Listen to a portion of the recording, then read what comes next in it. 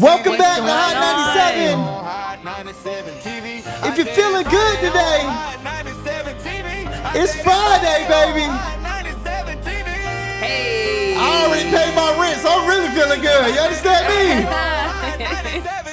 Let's go. Oh, welcome to Hot 97 News. It is a brand new live news show where we talk about all the biggest stories across the country. It is finally Friday, baby, April 10th. I'm your host, Lana Harris, here with Ronzel with 2 N's. What's happening? And Million. Hey. You know we feel good on a Friday. Come on now, Amen. every Friday. Amen. Yo, it's so scary how fast the weeks just be moving, bro. It feels like it was just Monday the other day. We was literally man. just talking about Monday, like not too long ago. 5 days ago. 5 days ago. 4 days ago. Happen every week. But what I'm Happen saying every is, week, baby. But what I'm saying is, I swear it felt like yesterday, bro. It felt like yesterday. Trust me, dog.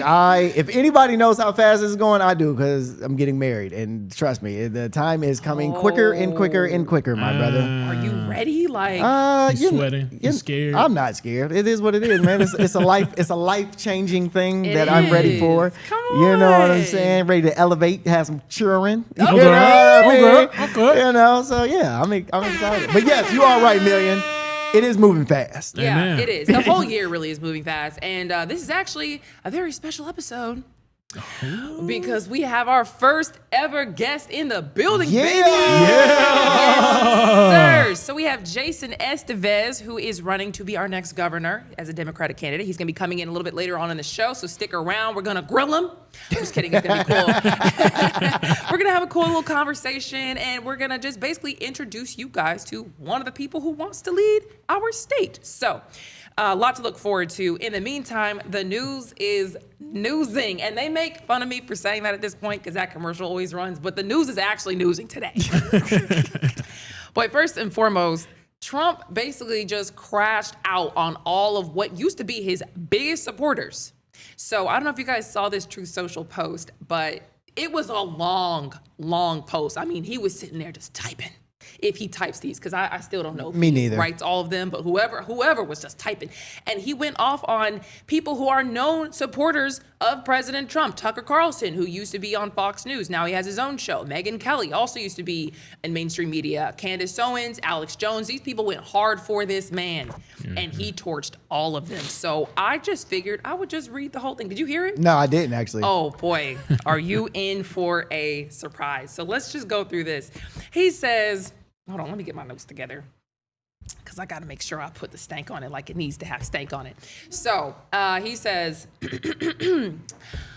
I know why Tucker Carlson, Megyn Kelly, Candace Owens, and Alex Jones have all been fighting me for years, especially by the fact that they think it is wonderful for Iran, the #1 state sponsor of terror, to have a nuclear weapon, because they have one thing in common: low IQs. They're stupid people. They know it, their families know it, and everyone else knows it too. Look at their past. Look at their record. They don't have what it takes, and they never did. They've all been thrown off television, lost their shows, and aren't even invited on TV because nobody cares about them. They're nut jobs, troublemakers, and will say anything necessary for some free and cheap publicity. Now they think they get some clicks because they have third-rate podcasts, but nobody's talking about them, and their views are the opposite of MAGA, or I wouldn't have won the presidential election in a landslide. He goes on to say, MAGA agrees with me and just gave CNN a 100% approval rating of Trump, not hand-flailing fools like Tucker Carlson, who couldn't even finish college. He was a broken man when he got fired from Fox, and he's never been the same. Perhaps he should see a good psychiatrist. Or Megyn Kelly, who nastily asked me the now famous only Rosie O'Donnell question. Or crazy Candace Owens, who accuses the highly respected First Lady of France of being a man when she is not, and will hopefully win lots of money in the ongoing lawsuit. Actually, to me, the First Lady of France is a far more beautiful woman than Candace. In fact, it's not even close. Or bankrupt Alex Jones, who says some of the dumbest things and lost his entire fortune, as he should have, for his horrendous attack on the families of the Sandy Hook shooting victims, ridiculously claiming it was a hoax. These so-called pundits are losers, and they always will be. Now, fake news CNN, the failing New York Times, and all the other radical left news organizations are hailing them and giving them positive press for the first time in their lives. They're not MAGA, they're losers just trying to latch on to MAGA. In conclusion here, he says, as president, I could get them on my side anytime I want to, but when they call, I don't return their calls because I'm too busy on world and country affairs. And after a few times, they go nasty, just like Marjorie Trader Brown. But I no longer care about that stuff. I only care about doing right for our country. MAGA is about winning and strength in not allowing Iran to have nuclear weapons. MAGA is about making America great again, and these people have no idea how to do that. But I do, because the United States is now the hottest country anywhere in the world. And I'm just like, bro, can somebody take his phone? Yeah, he sound like a 5th grade girl's diary entry, bruh. What in the world? Oh, man. Jennifer doesn't she has ugly hair, and Jessica's so stupid. They would never be a part of my clique anymore. It's like that Burn book. Yeah, like what? What's that movie? Mean Girls? Mean Girls. Yes. This is his Burn book. But all of us can see it. It feels like, bro, this needs to be private, Trump. Yes, bro. That should have never been out there, bro. Should have never been out there. And what do you mean Candace Owens doesn't look that good?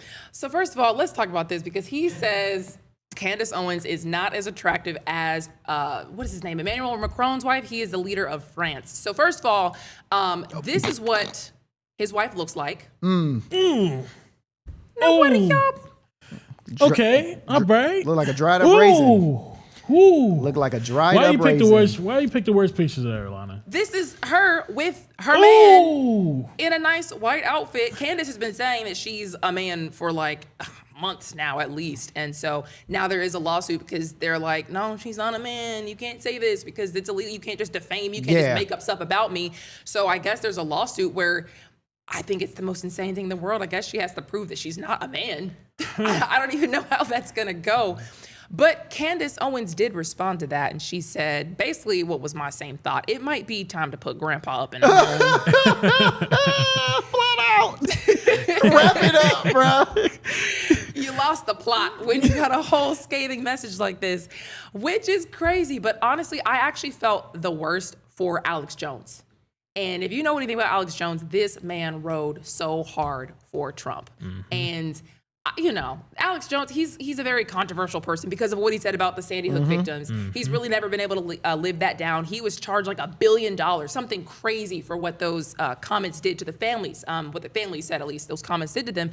So he has still been going really hard for Trump all this time. And as these last couple of months have been going by, the times I've watched his show, because somebody else had it on around me, I'd be like, man, I think he's actually trying to be genuine in what he reads about the country and what he sees. He has some pretty interesting, solid takes, I will say, but every time I'd hear him talk about Trump, I'd be like, man, do you not hear yourself? He's sounding like he wants to take over the world. You are constantly telling people about the globalists and how people are trying to take over the world, and you're not seeing what Trump is doing. And so he's gotten a lot of flack, but he has been 10 toes down for this man. So he actually put out a video response to what Trump said about him.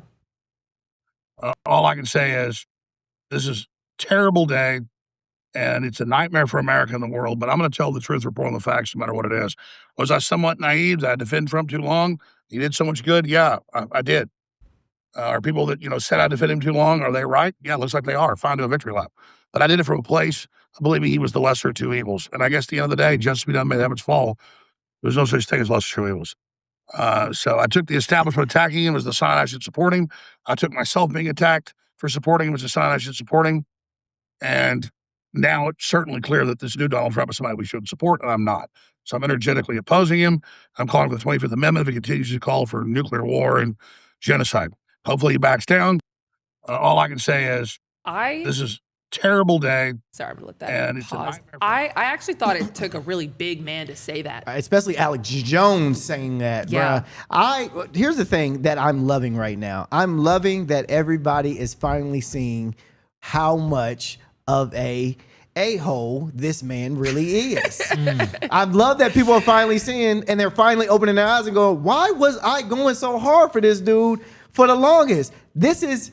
It's a great, when you have Alex Jones saying, "Hey, bruh, you know what? I was wrong for supporting him. That's my fault. I should have never did that. Y'all were right. I should."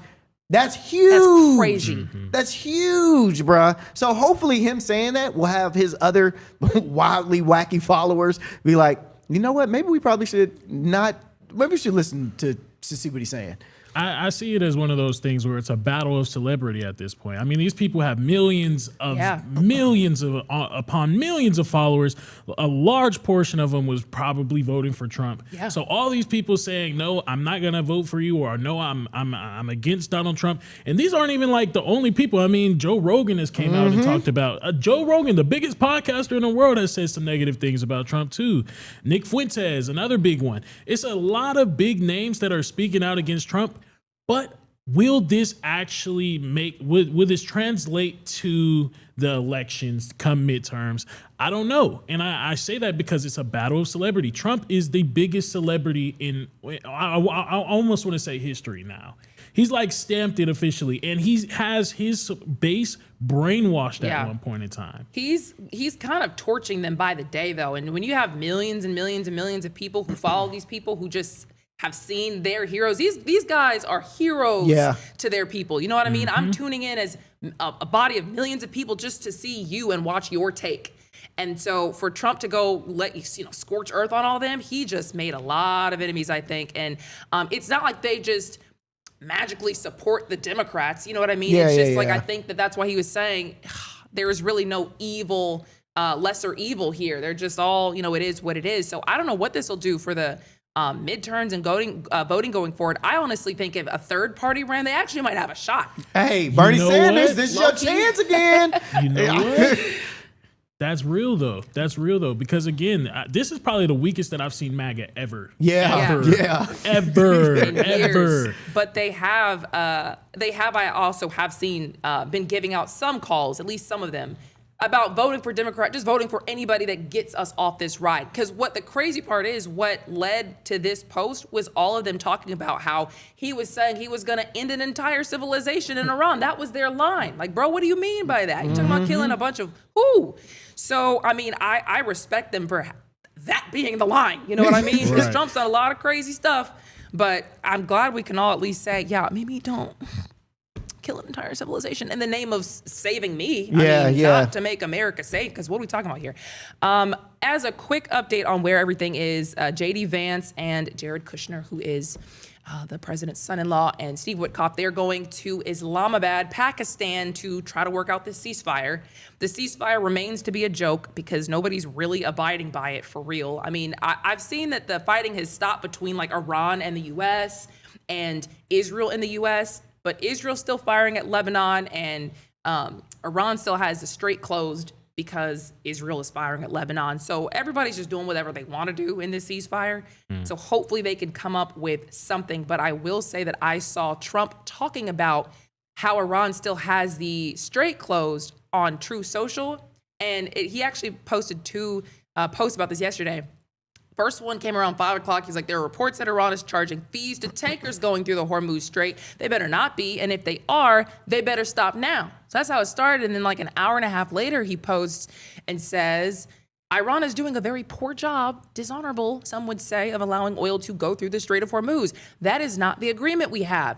And that's where I'm like, Trump, who are you talking to?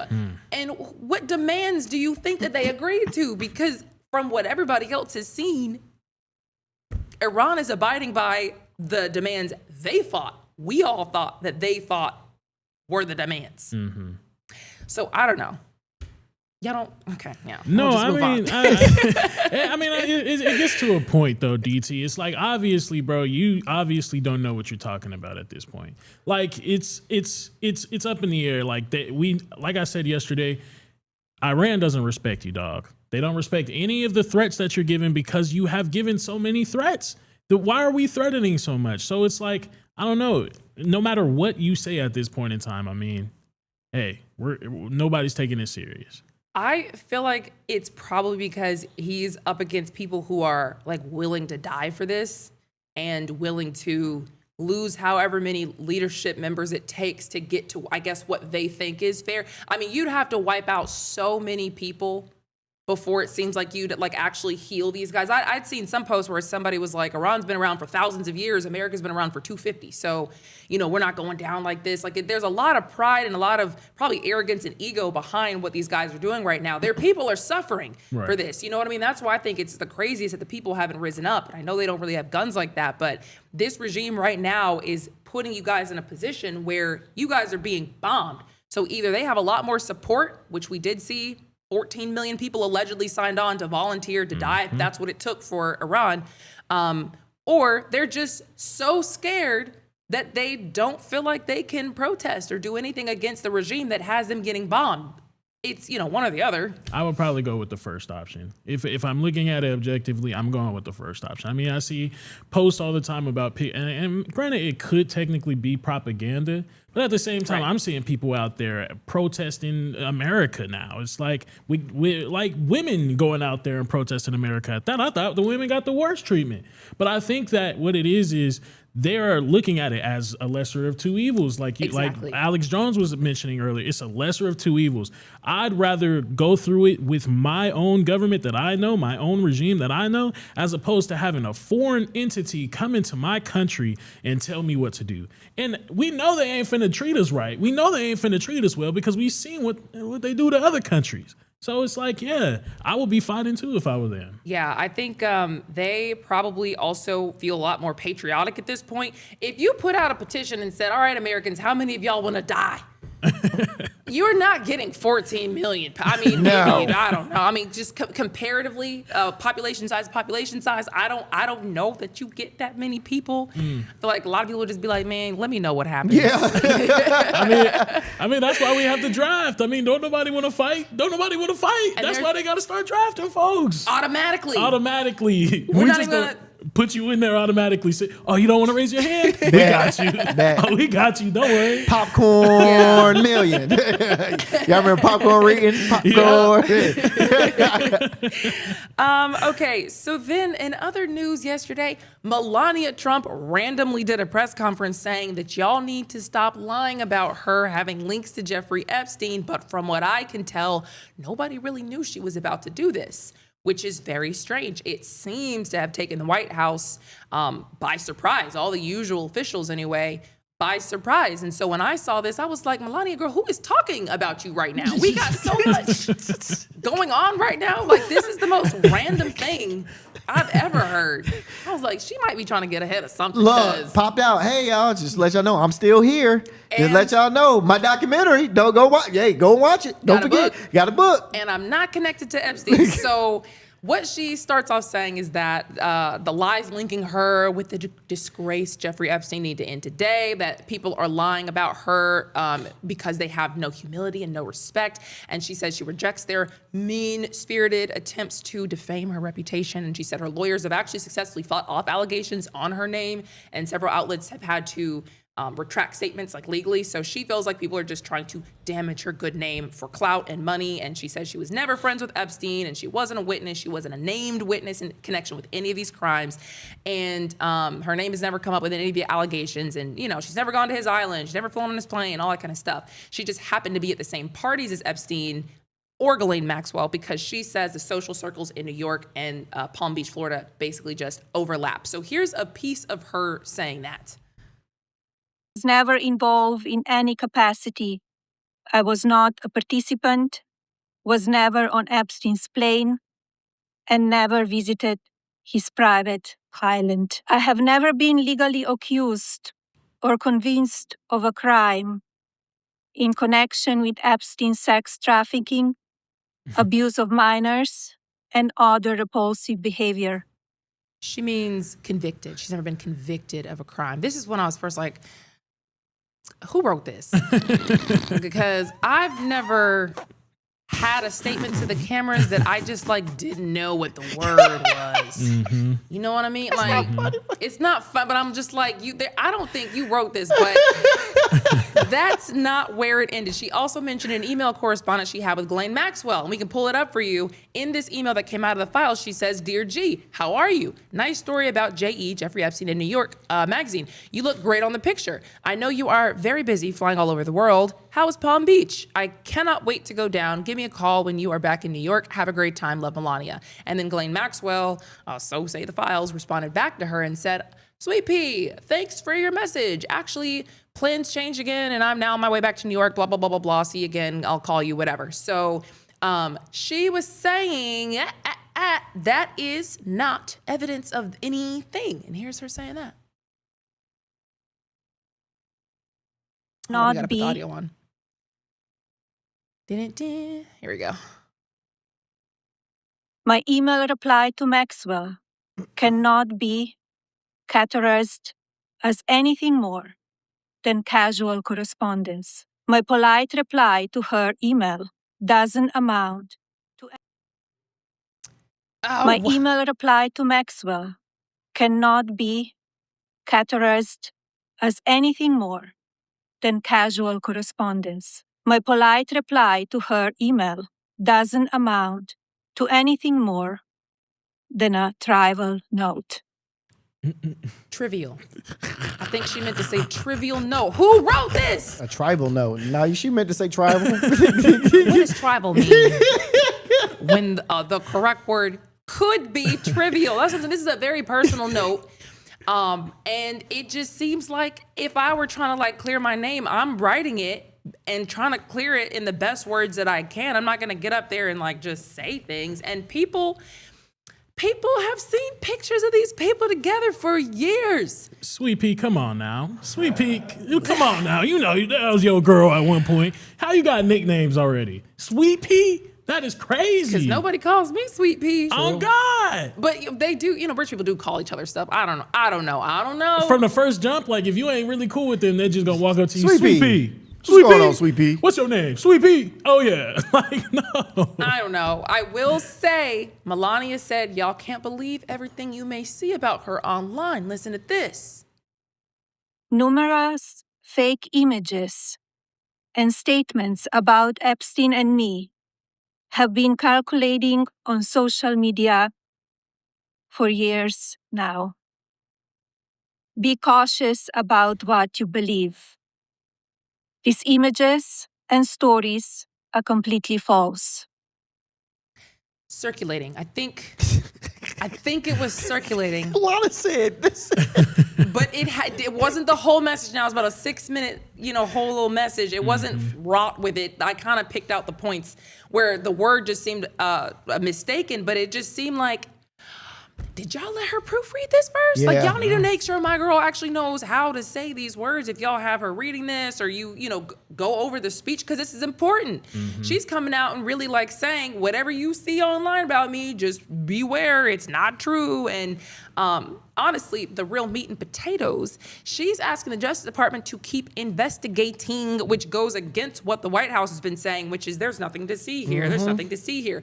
She says, no, y'all need to invite the victims to go speak to Congress under oath, because she clocked how certain people moved when all this came to light. And she says Congress needs to do something. Listen to this.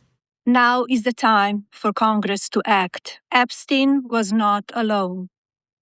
Several prominent male executives resigned from their powerful positions after this matter became widely politicized.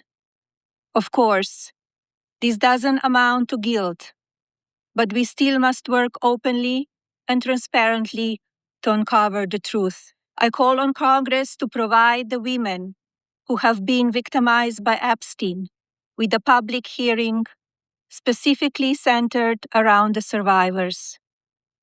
Give these victims their opportunity to testify under oath in front of Congress with the power of sworn testimony.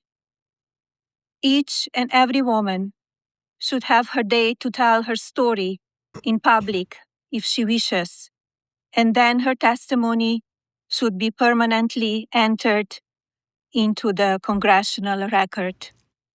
Put Then, it in the record. and only then, Hold on, wait. we will have the truth. Thank you. Watch how she walks away. She just said, all right, here to that. There Dang. was, and I'm out. Don't talk to me. Don't ask me no Yeah. questions. Don't ask me no questions. I'm out of here. Y'all heard what I said, and I said what I said. And I'm walking out because I don't want to talk to y'all. Flat out. Okay. Even though you said a few of the words wrong, great exit. It's at least a great message because this goes against what the White House has been saying. Exactly. Trump himself has been saying, why are you people still talking about this? There's nothing to see here. Now your wife is saying, actually, there might be. Y'all need to talk to some victims. That's crazy. That's kind of cool. That's kind of wild, bro. It very much is. It very much is. Now, to her point, though, about like telling the internet to stop basically coming up with theories, they're going to come up with theories when you don't release everything. That's the issue. If you just told everybody what's actually in there, nobody's going to speculate because it's all right there.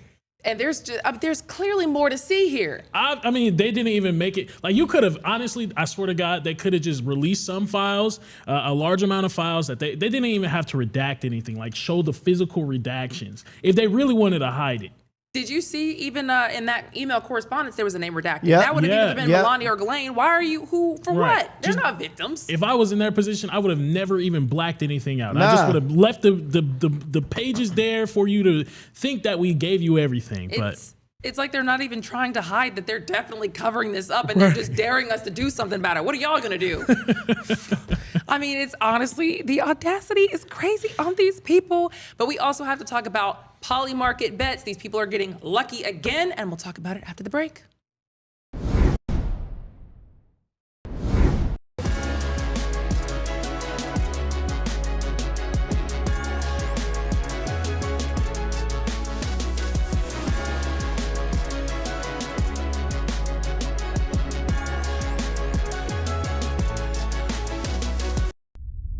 A major move today. Hot 97 is expanding. Hot 97 has launched a full streaming television channel. Hot 97 is no longer just a radio station, it's now a streaming network.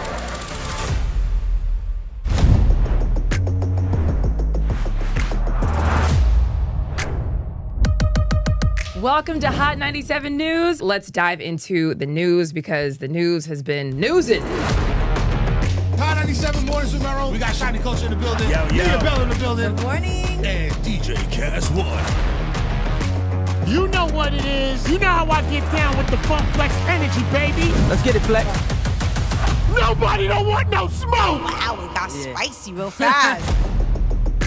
Here for it all. We're here for it all. That's Let's it. go. Mariah Carey takeover.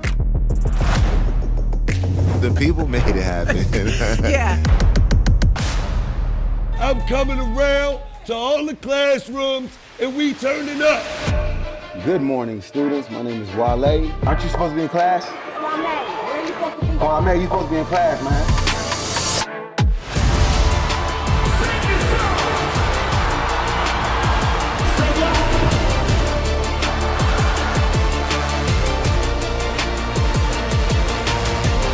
Rihanna has become a true worldwide icon.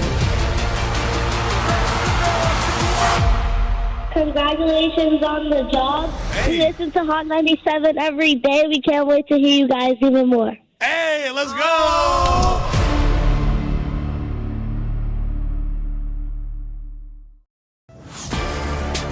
Get ready. The legend is on your screen. Funk Flex, the man who defines hip-hop, is bringing the heat from the radio booth to your TV. Where my camera at? That's my camera? All right. The biggest beats, the hottest freestyles, and that classic Flex energy. Bars are back. Now in your living room. Don't just hear it, watch the movement.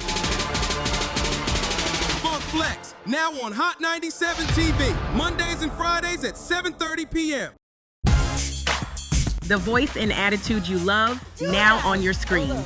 I love this. Nessa brings her unfiltered energy, real talk, and celebrity interviews from the radio to your TV. It's the same Nessa you know. Bold, funny, and always keeping it real. Catch Nessa, now on TV. Damn, that was deep right now. Tuesdays at 7:30 p.m. and Fridays at 7 p.m. Only on Hot 97 TV.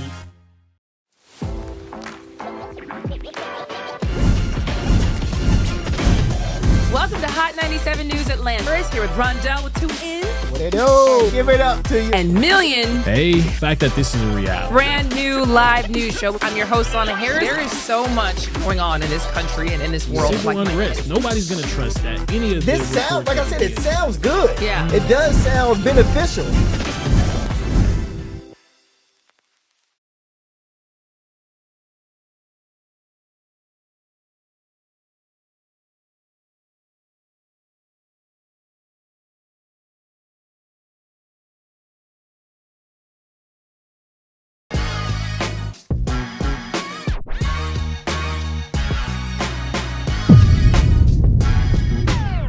Welcome back to Hot 97 News. When you hear this next story, you are going to be thinking, again, people got really lucky on a poly market bet about a ceasefire again. They're not even trying to hide the fact that they're playing in our faces at this point. Because brand new poly market accounts placed highly specific, suspiciously timed yes bets on a ceasefire happening on April 7th, and they got hundreds of thousands of dollars in profits. This time, there were at least 50 newly created wallets reportedly made massive bets right before the ceasefire announcement. For a lot of them, it was their first ever trades just hours before Trump revealed that the ceasefire was going to happen around 6:30 p.m. on the 7th. One of those wallets actually was reportedly created 12 minutes before Trump's announcement. That's wild. Bro. So what do you think? Is it just random people that's getting in this, or it's just like multiple different people that work with bro that might be doing it? There's no way it's not somebody in the Trump administration or in his family. Well, you know what's crazy? People have started asking me about like stuff like this, bro. A lot of my friends gamble, and a lot of them have asked. And they're on Kalashi and all that. They're on all those like crazy poly market stuff. Yeah. And like, yo, Rondell, like, should I? And I'm like, hey man, I'm probably not the best person to ask. And I do want to text you, Lana, like, should he throw some money in this thing real quick? But I haven't had a lot of friends ask me like, bruh, they're about to do this. Should I do that? And I'm like, I don't know, bruh. Don't listen to me. Low key, I want to get on these sometimes myself. You should. Because I'm like, bro, I can call some of this stuff myself. Lana, out of anybody sitting here right now, you should be up a couple thousands right now, bruh. A couple stacks. I should be up a couple stacks if I listen to you. That's true. Like, That's true. Yeah, I ain't gonna lie, I would have been out of some money though, because I would have put the bet on Trump actually dropping bombs or something. Oh man. And that countdown was really scary. Yeah. That countdown was really scary. So I would have been like, okay, yeah, we about to get hit real quick, or they about to hit real quick. So listen to how many people just got up. So the one that was placed 12 minutes before Trump's announcement, they placed almost $32,000 in bets, and they're estimated to have made about $48,500 in profit. Okay, that's fine. One wallet created around 10 o'clock that same morning bet $72,000 at an average of about 8.8 cents, and they flipped that into a $200,000 profit. Another account created the day before, April 6th, made $125,000 on this same event. And remember, at the time, everything Trump was saying suggested the opposite was about to happen. He literally said a whole civilization is going to die tonight that same morning. So what do you mean, you guys, I don't think it's gonna happen. No, 12 minutes before. Exactly. A couple hours before. What do you mean? To be fair though, Trump has not been living up to his word like throughout this whole entire race. I mean, this whole entire ordeal, he hasn't been living up to his word. So it's almost like if you bet against what he's saying that he's gonna do, you got a better chance. Like your percentage is pretty high if you bet against what he says that he's gonna do. So some people have been making that argument that maybe it is because he has that Taco Trump kind of like name behind him. Trump always chickens out. I had to Google what that meant. I'm like, what does taco mean? I mean, Fox reporters were saying, CNN reporters were saying it. Yeah, but I'm actually happy don't clown him for chickening out, ending a civilization. Yeah, I'm very glad he tacoed on that. We need him to taco. Right. Don't burrito. At the same time, this particular ceasefire contract apparently was labeled as disputed because Iran kept restricting ships in the Strait of Hormuz. They haven't been letting people through like they were supposed to. Israel is still hitting Lebanon, and then they try to say, oh, that wasn't a part of the ceasefire. So that's disputed, which I'm glad, because I hope y'all lose money. I hope y'all lose all y'all's money on this, because this is crazy. Facts.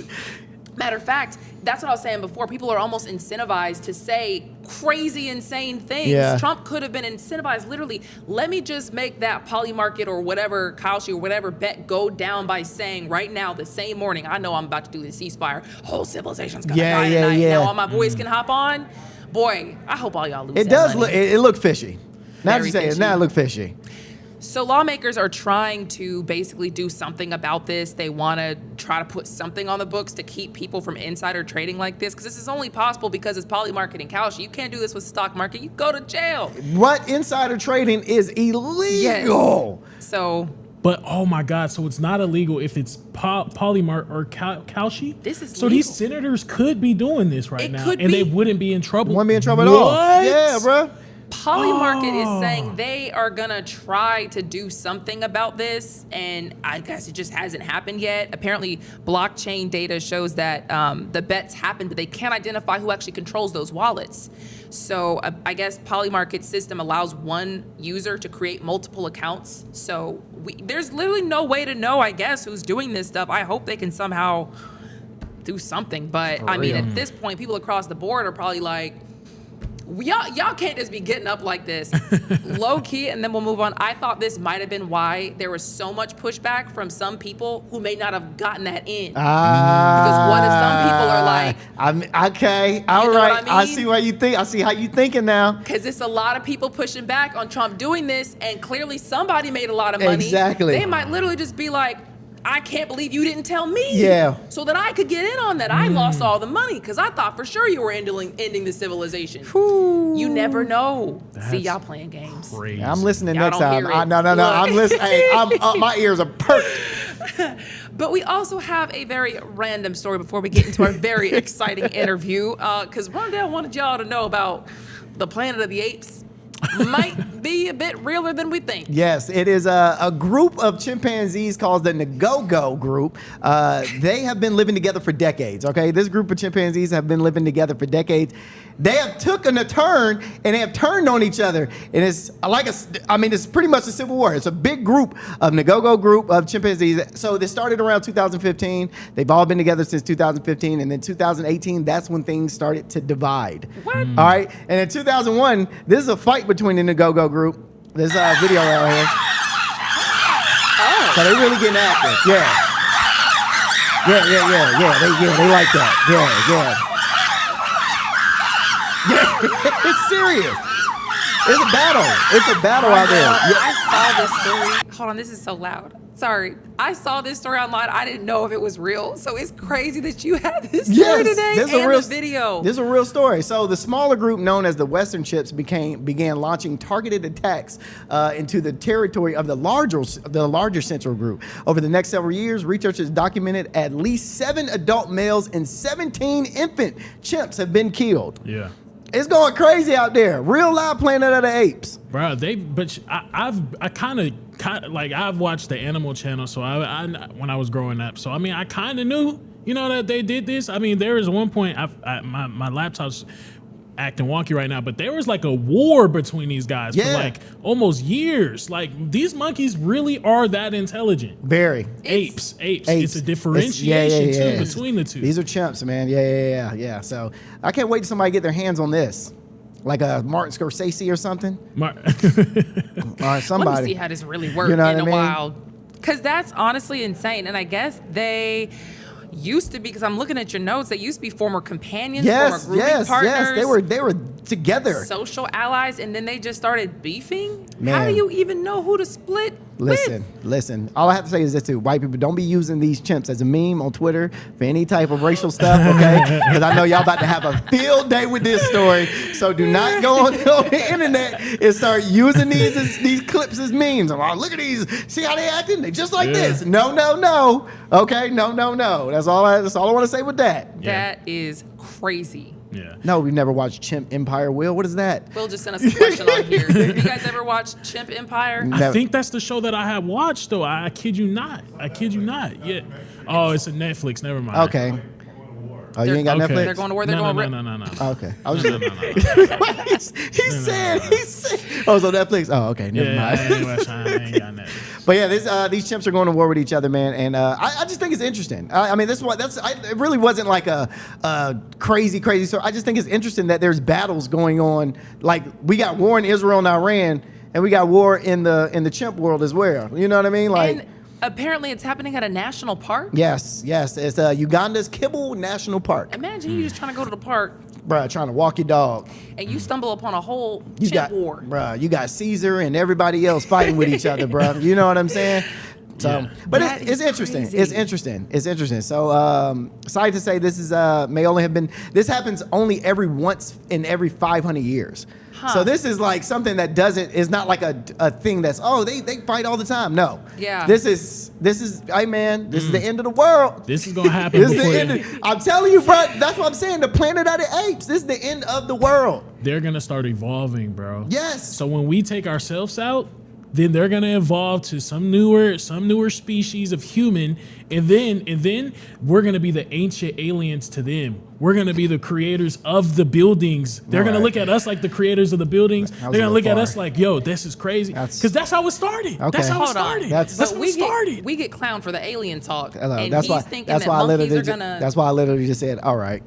What? Y'all don't know the theory of evolution? Y'all don't. I forgot. Y'all don't have science friends. I told y'all.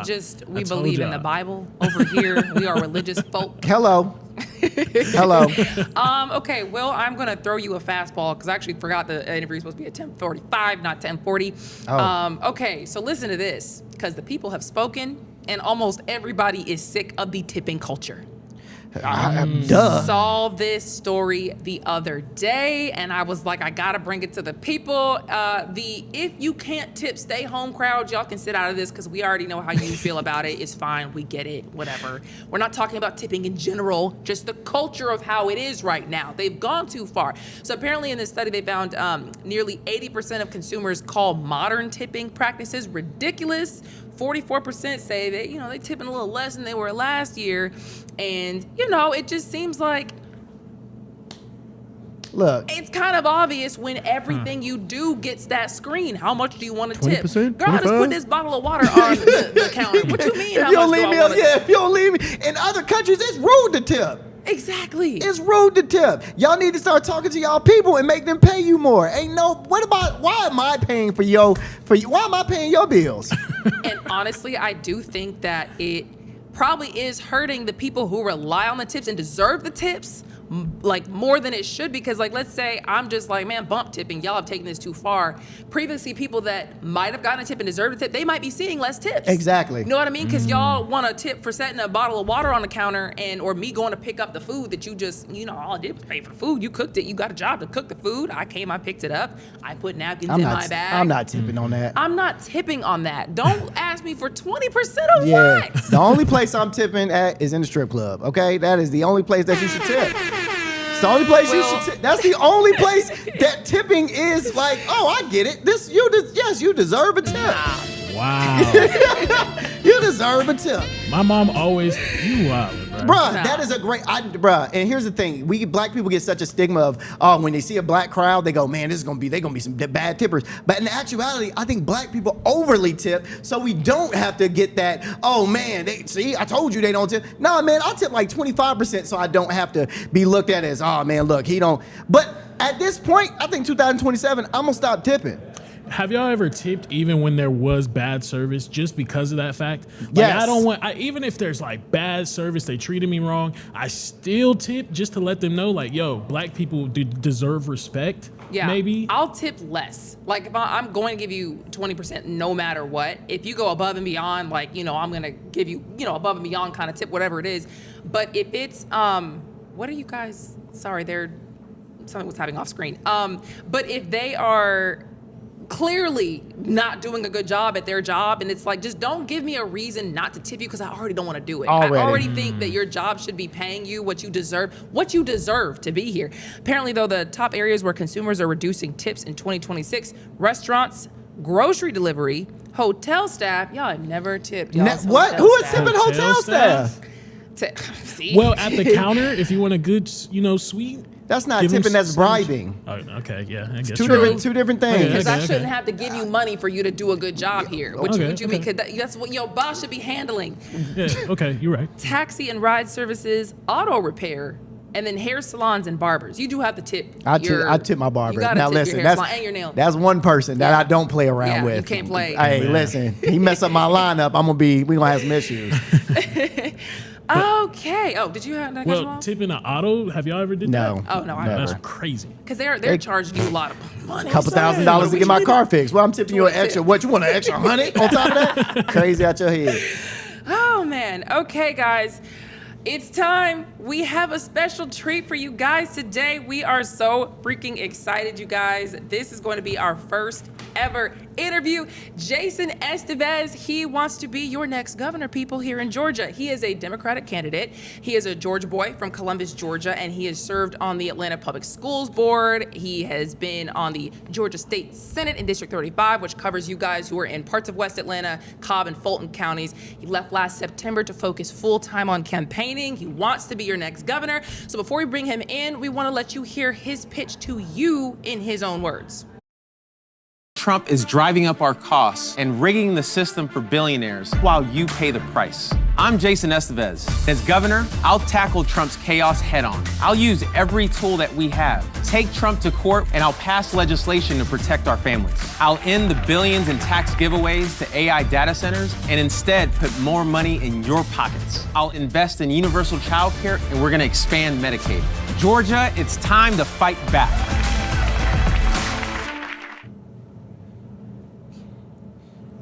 Alrighty, and here he is, everybody, Jason Estevez. Okay. Yeah.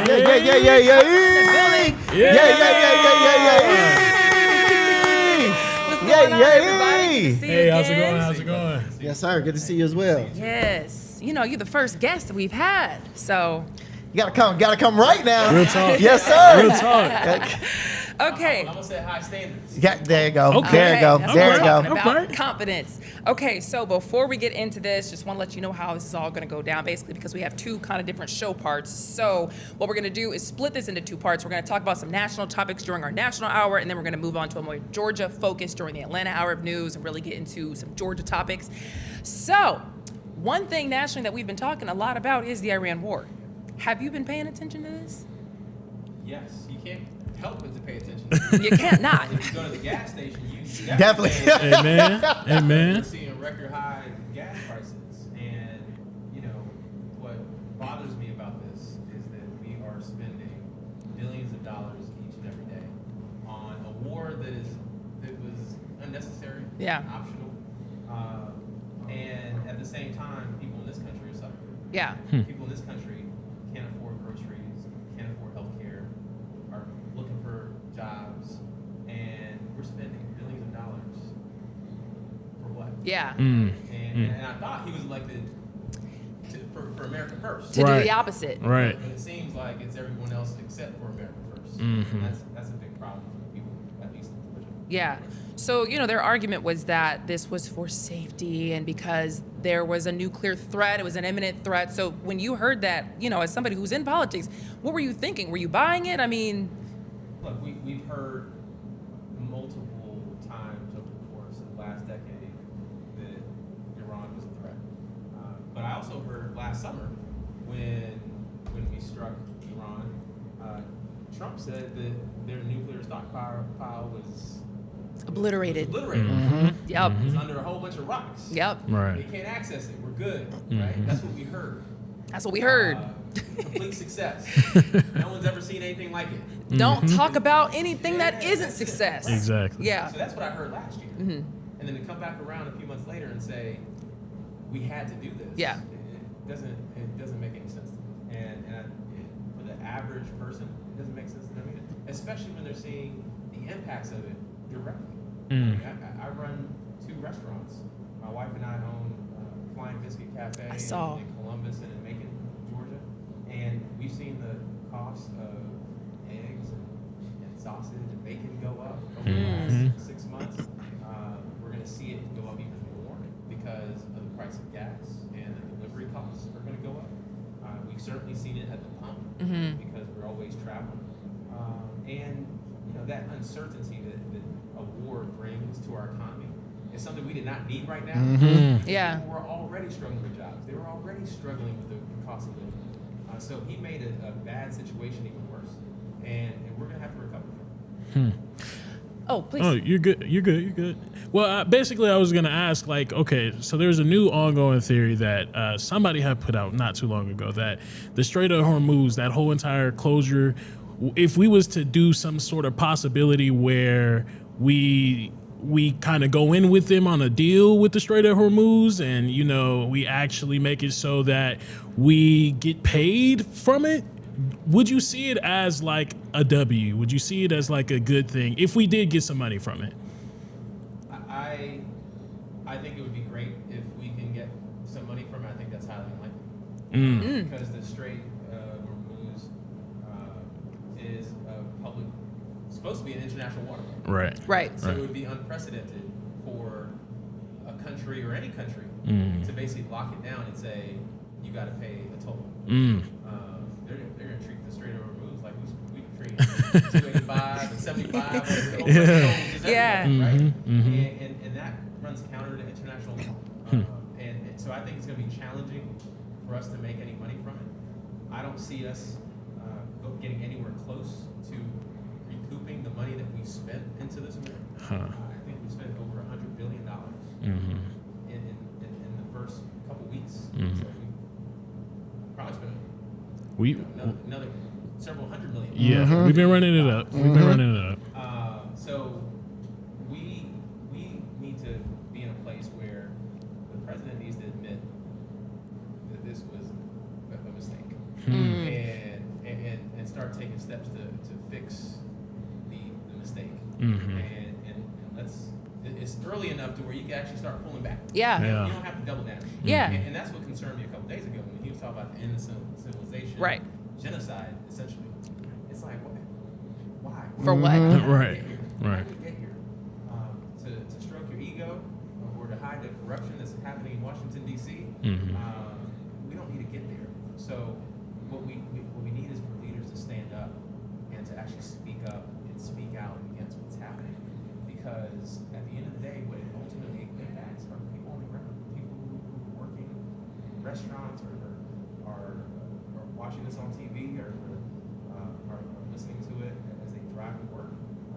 Those are the people who are feeling direct impact. And not only that, service members. For sure. Who have died in the last month, who've been injured because of an unnecessary war. Have you heard from anybody on the other side, since you're, in the world of politics, or any Republicans talking to you like, hey man, publicly I can't say what I want to say, but like, this is crazy. I mean, what are you hearing? Yes, without a doubt. Look, you're with Trump, you're always going to have the folks who are down with him. No matter what. Yeah. Right. But there are a lot of Republicans that are speaking out and saying, we need to do something different. Yeah. And remember, a lot of these folks voted for Trump because they're Republican, but they also believe in America first. Yeah. And that kind of mantra runs across party lines. There are Democrats and Republicans who believe that we should be focused more on what's happening here in this country versus what's happening across the world. Now, we're an international country. Yeah. And that we have a lot of culture and a lot of people here coming from all over the world. We influence the world stage. So we have to be involved in other places. But there are a lot of things that are happening here that should not be happening in a country as wealthy and as talented as the United States. Yeah, I guess so. Oh, hold on. I don't want to hog it. Y'all have any questions? No, go ahead. Okay, because I had one. Because I wanted to kind of ask, something real, because it does seem like Democrats have been really critical of him for that whole, it was supposed to be America first, but that was what he ran on and he won. And now it seems like they're using that kind of against him, but that was what he ran on. Like, Democrats didn't really run on that. So it's almost like they're seizing that from him when that wasn't their platform. So do you see that, maybe there's somewhere that Democrats turned people off or could have done better? Or where do you think the Democratic Party lost the plot a little bit that led to that win? I think Democrats lost the plot when we started focusing on more on what was happening outside the United States than what's happening in our communities. Democrats are supposed to be a party that focus on people Yeah. on working families and the struggle, the daily struggle that people face. And for a while there, I think the party got too elitist. Yeah. And we started focusing on global affairs and putting that above what was happening in our communities. And we have a lot of poverty in communities across this country that was being unaddressed by Democrats and Republicans. Right. Right. So I think Republicans saw that opportunity, and Donald Trump certainly ran with it in 24. What I am focused on in my campaign, what I tell Democrats that we should be focused on across the state and across the country, is getting back to kitchen table issues. At the end of the day, if you are at a grocery store, if you're at a restaurant, and you're talking to an hourly worker, they don't care about red or blue or what's happening in Iran. They care about whether they can put food on their table. Yeah. They care about whether their children have the education that they need so that they can lead better lives than they live. They care about whether they're healthy and that their parents can grow old in place and safe. Yeah. Those are issues that Democrats should be talking about. And I think that if we focus on that, we can build a broad coalition that transcends politics. Yeah. Because at the end of the day, America First is really, hey, let's focus on the issues that are impacting us right here, right now, because we have a whole bunch of them. Yeah, for sure. Well, real quick, is there any way that we could possibly win? You could see us winning this whole entire war. At this point, I don't see us. I don't think the United States has won any conflict, whether it's Afghanistan or Iraq or Iran now, where we were trying to determine the outcome of a country that was already marred with a lot of issues. Very tricky when you want to get into the Middle East. Yeah. We should have known that. There were multiple examples. There were right. And Iran, just for those. Real quick, because we have to go to break real quick. Yeah, just for those of us here, Iran has 80, 90 million. Yes, they do. It's not a small country. It was a big task, man. So we do have to leave that right there, but we have a lot of questions to ask him about the Georgia side of things when we come back.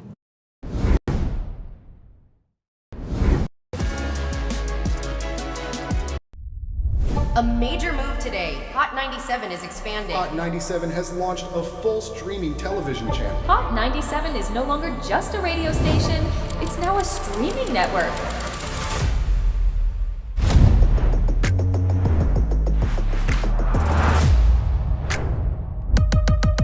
Welcome to Hot 97 News. Let's dive into the news because the news has been newsing. Hot 97 Mornings with Merrill. We got Shiny Culture in the building. Leah Bell in the building. Good morning. And DJ Cass One. You know what it is. You know how I get down with the Funk Flex energy, baby. Let's get it, Flex. Nobody don't want no smoke. Wow, it got spicy real fast. Here for it all. We're here for it all. That's Let's it. go. Mariah Carey takeover. The people made it happen. Yeah. I'm coming around to all the classrooms and we turning up. Good morning, students. My name is Wale. Aren't you supposed to be in class? Oh, man, you supposed to be in class, man.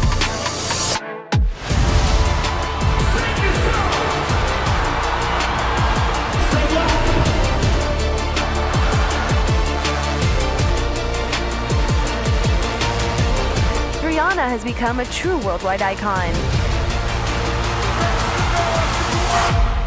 Congratulations on the job.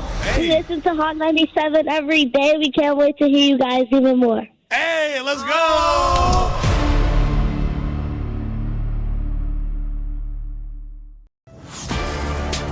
Get ready, the legend is on your screen. Funk Flex, the man who defines hip-hop, is bringing the heat from the radio booth to your TV. Where my camera at?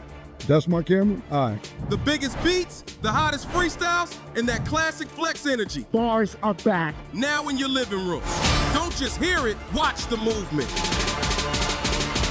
Funk Flex, now on Hot 97 TV, Mondays and Fridays at 7:30 p.m.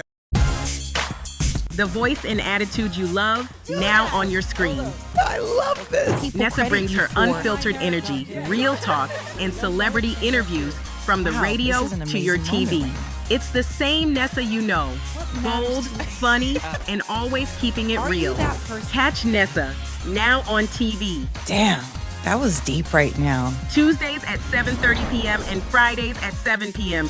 Only on Hot 97 TV.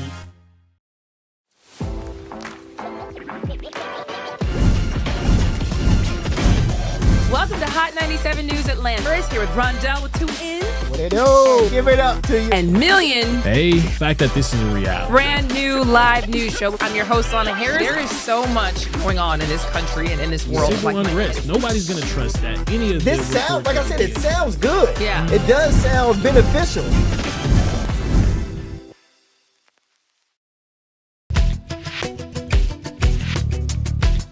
You are watching Hot 97 TV.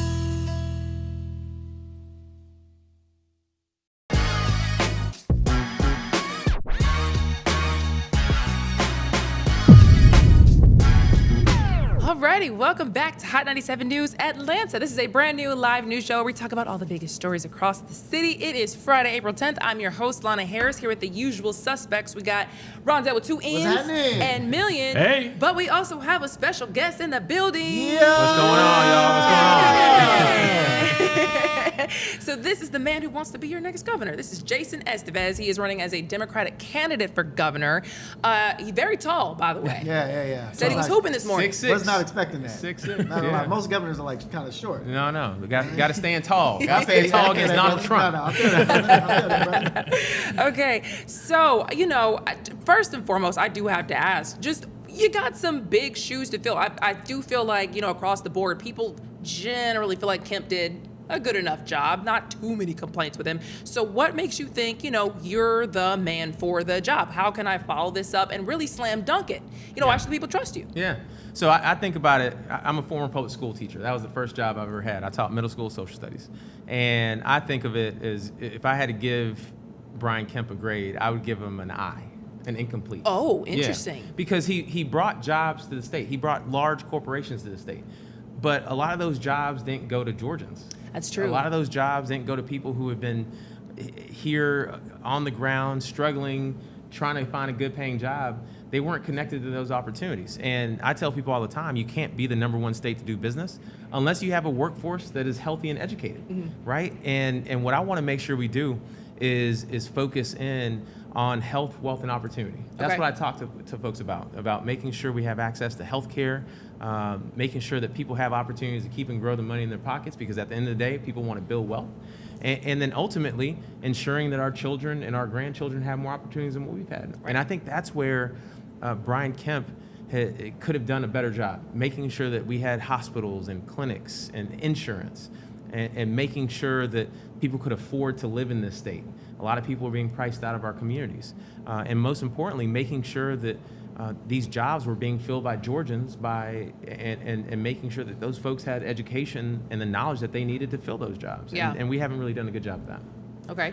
Now you said I did not know you were a teacher. My mom was a teacher, and public school systems aren't the greatest in Georgia. You know what I mean? So what do you plan on doing with that? Because I think I got a pretty decent education, but I have friends that have gotten great educations, and they went all into private schools. So how do you plan on, fixing or tackling that task? Yeah.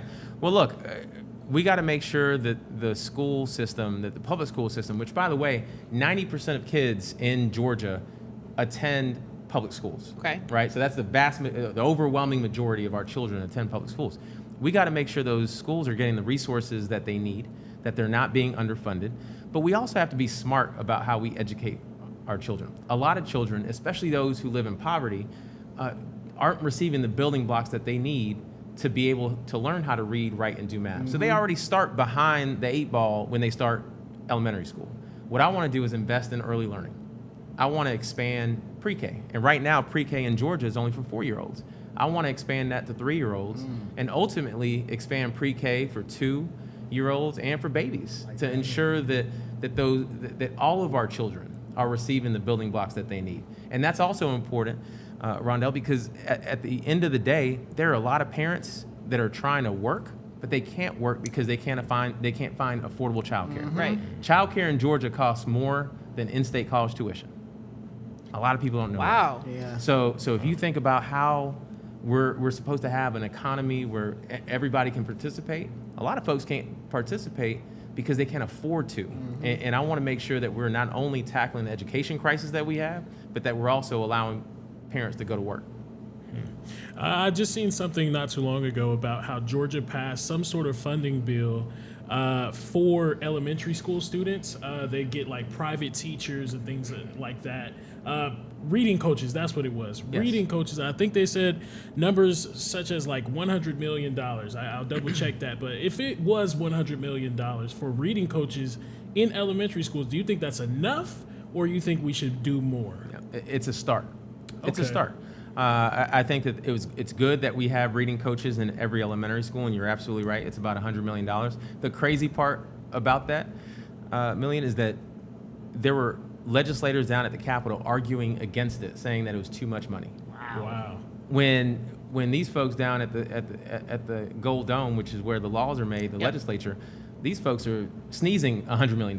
Yeah. And then they complain about that when 70% of our children are not reading on grade level by the time they reach 4th grade.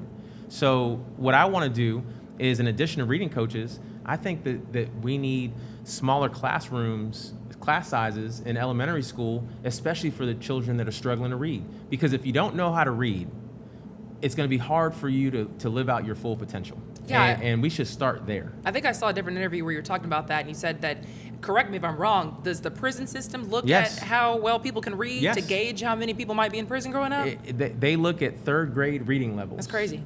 To determine how many beds they're going to need in the future. And this crazy. happens all over the country. And y'all, Mississippi has figured this out. So they have taken off on when it comes to reading, literacy, and they left us behind. So we can't be behind Mississippi in doing this work. But that was actually my real question. I'm just saying. That's true. But my real question, sorry, was just that it does seem like we hear this conversation a lot about how our kids can't read. The Education Secretary, Linda McMahon, was just the other day saying, yeah, nobody can read. Oh, it's going terribly in the education department. So how can you say you can actually move the needle here? Because like everybody says this and then nothing changes. Because I actually want to do the work. A lot of people say we got to do something about it. That's and then true. they throw up their hands like, couldn't get it done. Couldn't get it done. Yeah. We know what works. What works is making sure that we invest in children early on. It's like anything else in life. If you wait until it's broken, it's going to cost a hell of a lot more than if you did preventative maintenance on the front end. Yeah. The cheapest investment in education is starting early, when they're babies, when they're young, to give them the building blocks that they need so that by the time they're in kindergarten, they're on level where they're supposed to be, and those kindergarten teachers can start giving them the skills that they need to read.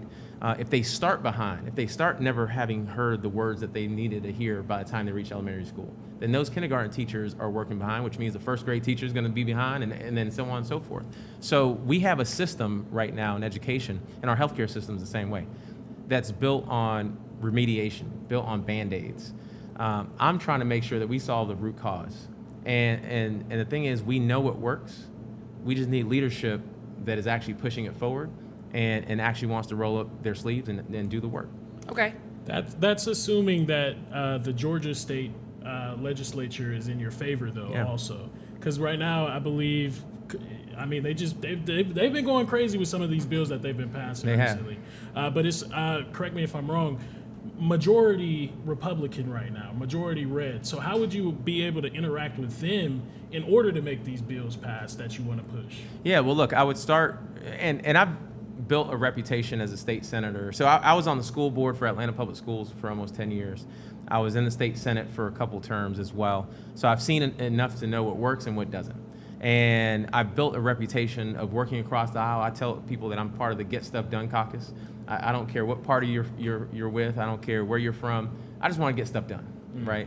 And because of that pragmatic approach that I've taken, I would start with the issues where I know there's common ground between Democrats and Republicans. This might surprise a lot of people. Medicaid expansion. Republicans agree that we should expand Medicaid. The reason it hasn't been done in Georgia is because the governor of this state has said it's not going to happen. So because of that, Republicans are like, all right, we're not going to do it. Okay. Medicaid expansion, common sense gun legislation, safe storage laws, which require those with weapons, especially with children in the household, to safely store their weapons. Laws that exist in Texas and Florida don't exist here. Republicans agree with that because they know that the number one cause of death for children in Georgia is guns, right? Early learning. There are a lot of Republicans down there that agree that we need to expand early learning for 3 and 4 year olds. I can get that stuff done very early in my tenure. Okay. And then the rest of the stuff is going to take some time. Yeah. And I have some other tools. I have executive action, right? My administration doing the work without the legislature. And then I also have the veto pen, which is incredibly important, which means I can use my leverage, my power as governor to veto, to cancel legislation that has been passed that I disagree with, which gives me a tool that I could use to get some of those Republicans on board. You had a question about the runoff. Yes, so we just saw the results of the runoff election for MTG's spot in the 14th, Georgia's 14th congressional district runoff election. So we got Republican Clay Fuller that just won. He beat Sean Harris by a couple of points. I mean, it wasn't a blowout like MTG if she was running, how she was running, and she used to blow out the competition. Do you think this represents what the midterm elections will look like in the future? Yes, and I think that it is important to point out that even though Sean Harris lost, he overperformed, which means he did better than expected by 25 points, right? That's important because in Georgia, it has increasingly become more of a purple state, what people call a purple state, blue and red. We have 2 U.S. senators who are Democrats. We have the governor and everyone else Republican, and the races have become a lot closer. I tell folks on my side that our biggest opponent in November is not Donald Trump. It's the couch. Georgia has the votes to ensure that we have a Democratic governor elected in November. But what we've been challenged with is the fact that people feel turned off by politics. And what my job is to tell people that the governor of this state has a direct impact on your daily life, whether it's literally how much you're paying at the gas pump, whether you're paying a toll on the highway, whether it's your access to a good paying job, whether you have a hospital or a clinic close by to where you live, whether you're able to afford rent. The governor has a direct influence in all of those things. And because of that, your vote is incredibly important. And if your vote didn't matter, then Donald Trump wouldn't be trying to take it away every day, right? So what we have to do is talk to the people who stayed home in 2024. Because a lot of folks don't realize that Kamala Harris lost Georgia by 115,000 votes. Over 200,000 people in Metro Atlanta alone stayed home who voted in 2020. Wow. That means we had the votes. Yeah. What we were missing was the message that would have motivated those folks to get off their couch and actually go to vote. But on that note, there seems to be just, I don't want to say record level because I can't prove it, but dang near record level disapproval with just politicians across the board. Yeah. People do not trust anybody in politics these days. It seems like, the crowd is just there for the elites and people with money and people who can pay for their interests to matter. So how do you fight that stuff? It does seem like people get into office with all these great ideas and all these great intentions, and then something happens when they get in there, and the little person like us, like a lot of people watching, feel like we're just left behind. So how do you say, I know that I will rise above that. That won't happen to me. Yeah. Look, I don't blame people for not trusting politicians. Yeah. Because for decades, there have been a lot of empty promises made, a lot of rhetoric used, and nothing got done. I tell people all the time, I live in Atlanta. Atlanta is in the middle of a red state run by Republicans, but Atlanta is led by Democrats. And in Atlanta, we have the largest inequality in the country, where if you were born poor in Atlanta, you have a 96% chance of dying poor in Atlanta. Man. Right? So Democrats in Atlanta can't blame Republicans for that.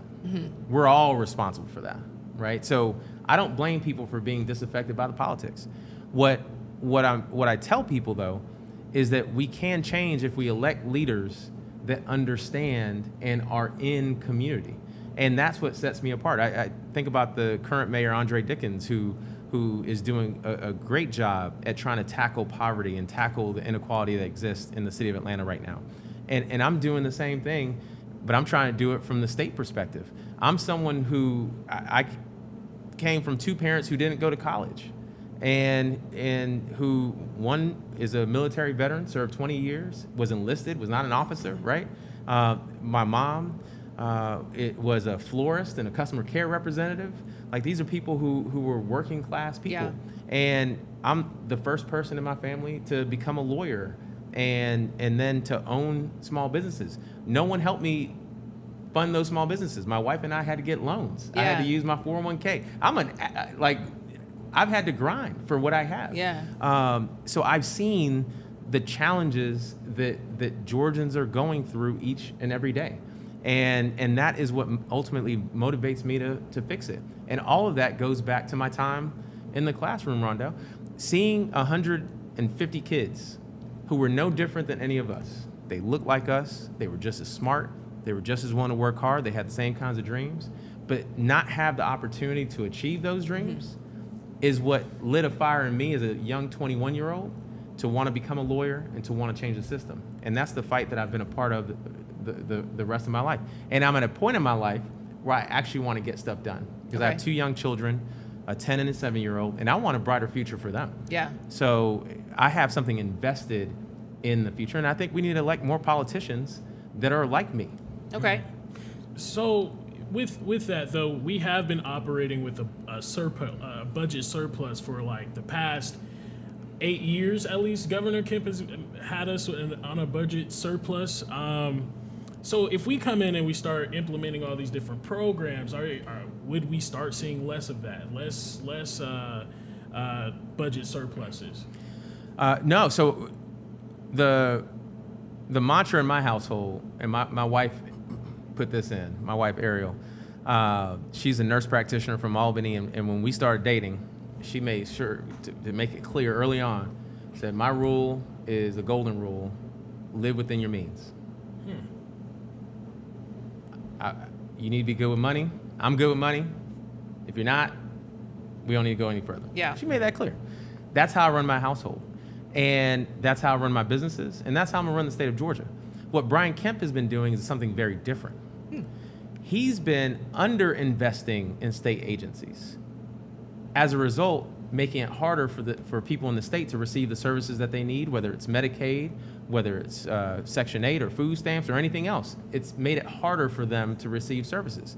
And then at the end of the year, he says, look at all this money I've built in, while Georgia has the third highest rate of seniors living in poverty, while children are going hungry and homeless in the streets.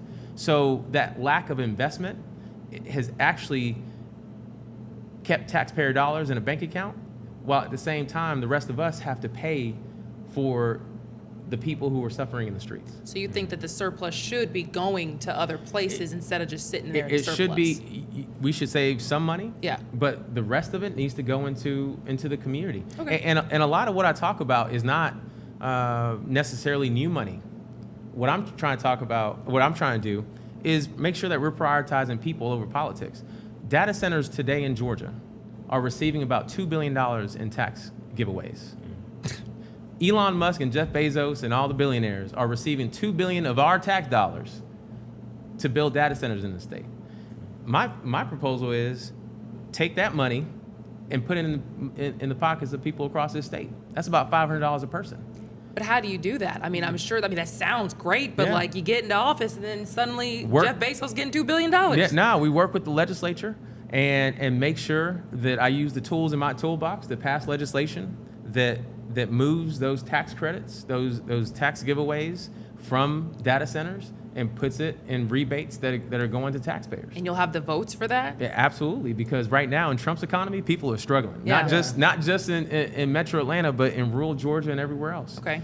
So there will be the votes for that. And Republicans and Democrats alike understand that right now people are struggling with the cost of living, and they need relief. So I tell people all the time, Georgia has the resources to be better and brighter for all of us. We have the talent, but what we're missing is the leadership. The leadership that is centered on our families and centered on people. And to people's credit at home, a lot of the politics right now is too focused on special interests and billionaires. It is. So speaking of what the people kind of want to see, had a question about recreational marijuana. You know we're going to ask you. Had to. I mean, you know the streets want to know. Because you're for it. Yeah. I was reading. You were definitely for it. So my thing is this.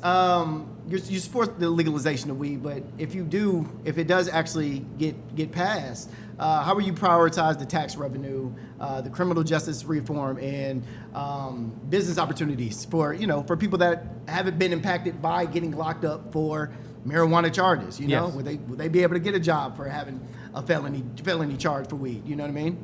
Yeah, so look, first and foremost, we cannot have legalization without there being criminal justice reform to ensure that those who have been impacted by those laws are freed, get their records expunged and cleaned, and that they have opportunities to share in the profit that will come from legalization of marijuana. That, first and foremost, if we're not getting that with legalization, then I'm not doing it. Facts. Because that has to go hand in hand. And Georgia is one of those states that imprisons and puts people on probation at a much higher rate than anywhere else in the world, right? And most of those folks, and not most, but a lot of those folks are because of marijuana violations. Yeah. So I want to make sure that we're alleviating that pressure. At the same time, the significant revenue that we would receive from that, I would make sure that we invest towards mental health, which is our mental health system in the state is near the bottom in the country. Wow. So we need to make sure that we're strengthening our mental health system. That would not only help our communities, but especially our youth don't have access to the therapists and the therapies that they need. So I want to invest in mental health first. But at the end of the day, I think it's ridiculous that more than half of the country has legalized it or have a broad-ranging programs for it. Yet in this state, we have one of the tightest restrictions on it, and people are still going to jail for something that is legal in states that are nearby us. Makes no sense. Makes no Yeah. sense. Makes no sense. It makes no sense. Well, speaking of jails, I mean, honestly, there's a lot of people going to jail here in Metro Atlanta. I don't know how it is, outside of our coverage area, but our jails have some problems. We've seen the Fulton County one is like under investigation for how bad it is. It does seem like people are still making a lot of money making sure these jails are full. What do we do about all this? What do we do about the fact that the jails are kind of abysmal, kind of disgusting, and that they are just so jam-packed and overflowing with people? Well, the prison industrial complex is a problem. It is. Because Georgia has private prisons, and there's incentives to continue filling those prisons. Right. So we have to get rid of the private prisons, in my opinion. But how? We have to, at the state level, pass laws that ban private prisons. But the other thing that is just as important, Lana, is the fact that our jails are the #1 mental health provider in the state. Right. Really? To change what's happening in our jails, we have to invest in mental health. We have to build mental health hospitals and clinics, crisis centers, where people can go instead of going to jail. A quick story. My mom, who recently passed away, unfortunately, had Alzheimer's, early onset. She was diagnosed at 60. Right before COVID, we moved her in an assisted living facility because her symptoms were progressing. And I got a call. She had an episode. People with dementia, Alzheimer's get aggressive sometimes. Yep. They start yelling and ranting. And she was going through that. They called me and said, you need to come get your mom quick because the police are here and they may have to take her to jail. And I'm like, what? Yeah. So I go. I'm like, is she hurting anybody? No. She's having an episode. The paramedics can't stabilize her. So our only option is to either take her to the hospital or take her to jail. The hospital is full, so the only option is jail. That makes no sense. Yeah, right. It makes no sense. I had to take my mom and take her to a crisis center, wait 6 hours for them to admit her, and then she was stabilized, and then I took her back. But if I didn't have a job that was flexible, what would have happened to my mom with Alzheimer's? She would have gone to jail. Yeah. But what do we do about that? Because it's kind of where I want to push just a little bit. It's one of those things that sounds great, but people are clearly getting paid off of how many people are shuffling into these jails, and the system is clearly broken and nobody's fixing it. Like, how do you have the votes? How do you pull it off? We have to build. Nothing improves that situation than competition and making sure that we're banning private interests from building jails, from building prisons.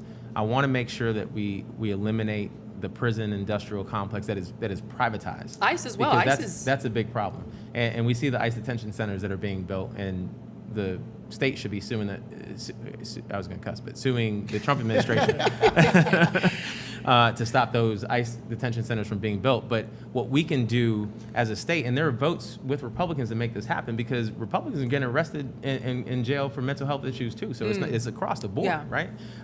We have to build more hospitals and more clinics. A lot of those institutions that were in existence in the 80s and earlier were closed down in the 90s and 2000s because of a lawsuit. At the same time that they were closed down, we saw the prison and jail population significantly increase. We need to start building hospitals that are not wards and asylums like we saw back in the day, but are places where people can go to get the services that they need and not feel restrained. And we need to be building those throughout the state. Fortunately, the legislature this year had funding to build one. Okay. We need to build many others. Yeah, okay. But we're starting to do that in Georgia because Republicans see the need for it. Okay. Well, we're basically out of time. You guys didn't have really, we threw a lot at you. Well, but I enjoyed the conversation. We did too. Honestly, if you had one last pitch to the people of why they should trust you, believe you, you got like 10 or so seconds, what would you say as your I would say if you're tired of the old politics, you want a new generation of leadership, one that is focused on health, wealth, and opportunity, join my team. Follow me on social media at Jason Estevez, or visit my website, jasonestevez.com. Hey, I appreciate y'all having me. First, thank you. Hey. Let's go. Appreciate you. Great job, my friend. And we will be watching to see what happens. And for you guys, we will be right back with more Atlanta stories.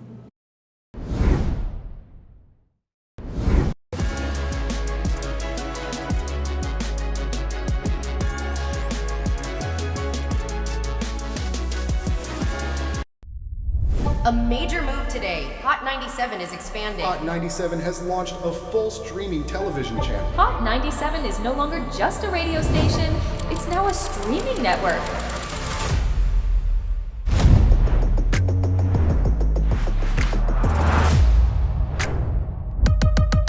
Welcome to Hot 97 News. Let's dive into the news because the news has been newsing. Hot 97 Mornings with Merrill. We got Shiny Culture in the building. Leah Bell in the building. Good morning. And DJ Cass One. You know what it is. You know how I get down with the Funk Flex energy, baby. Let's get it, Flex. Nobody don't want no smoke. Wow, it got spicy real fast. Here for it all. We're here for it all. Let's go. Mariah Carey takeover. The people made it happen. Yeah. I'm coming around to all the classrooms and we turning up. Good morning, students. My name is Wale. Aren't you supposed to be in class? Where are you supposed to be? Oh, man, you supposed to be in class, man.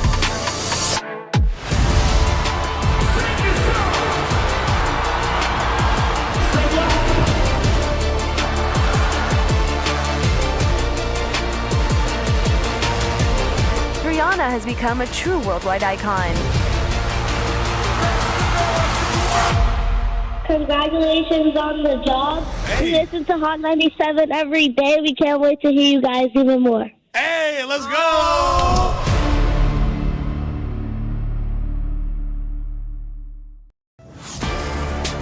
Get ready. The legend is on your screen. Funk Flex, the man who defines hip-hop, is bringing the heat from the radio booth to your TV. Where's my camera at?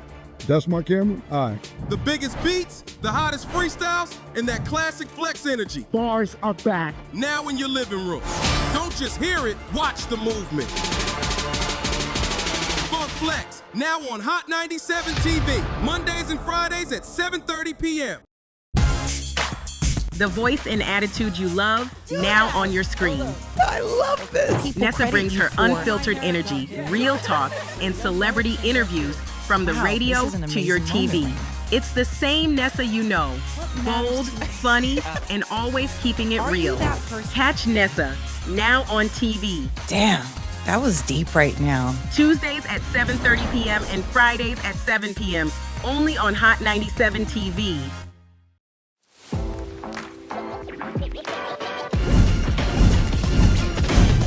Welcome to Hot 97 News Atlanta. We're here with Rondell with 2 N's. What it do? Give it up to you. And Million. Hey, the fact that this is a reality. Brand new live news show. I'm your host, Lana Harris. There is so much going on in this country and in this world. Civil unrest. Nobody's going to trust that. Any of This sounds, like I said, it sounds good. Yeah. It does sound beneficial.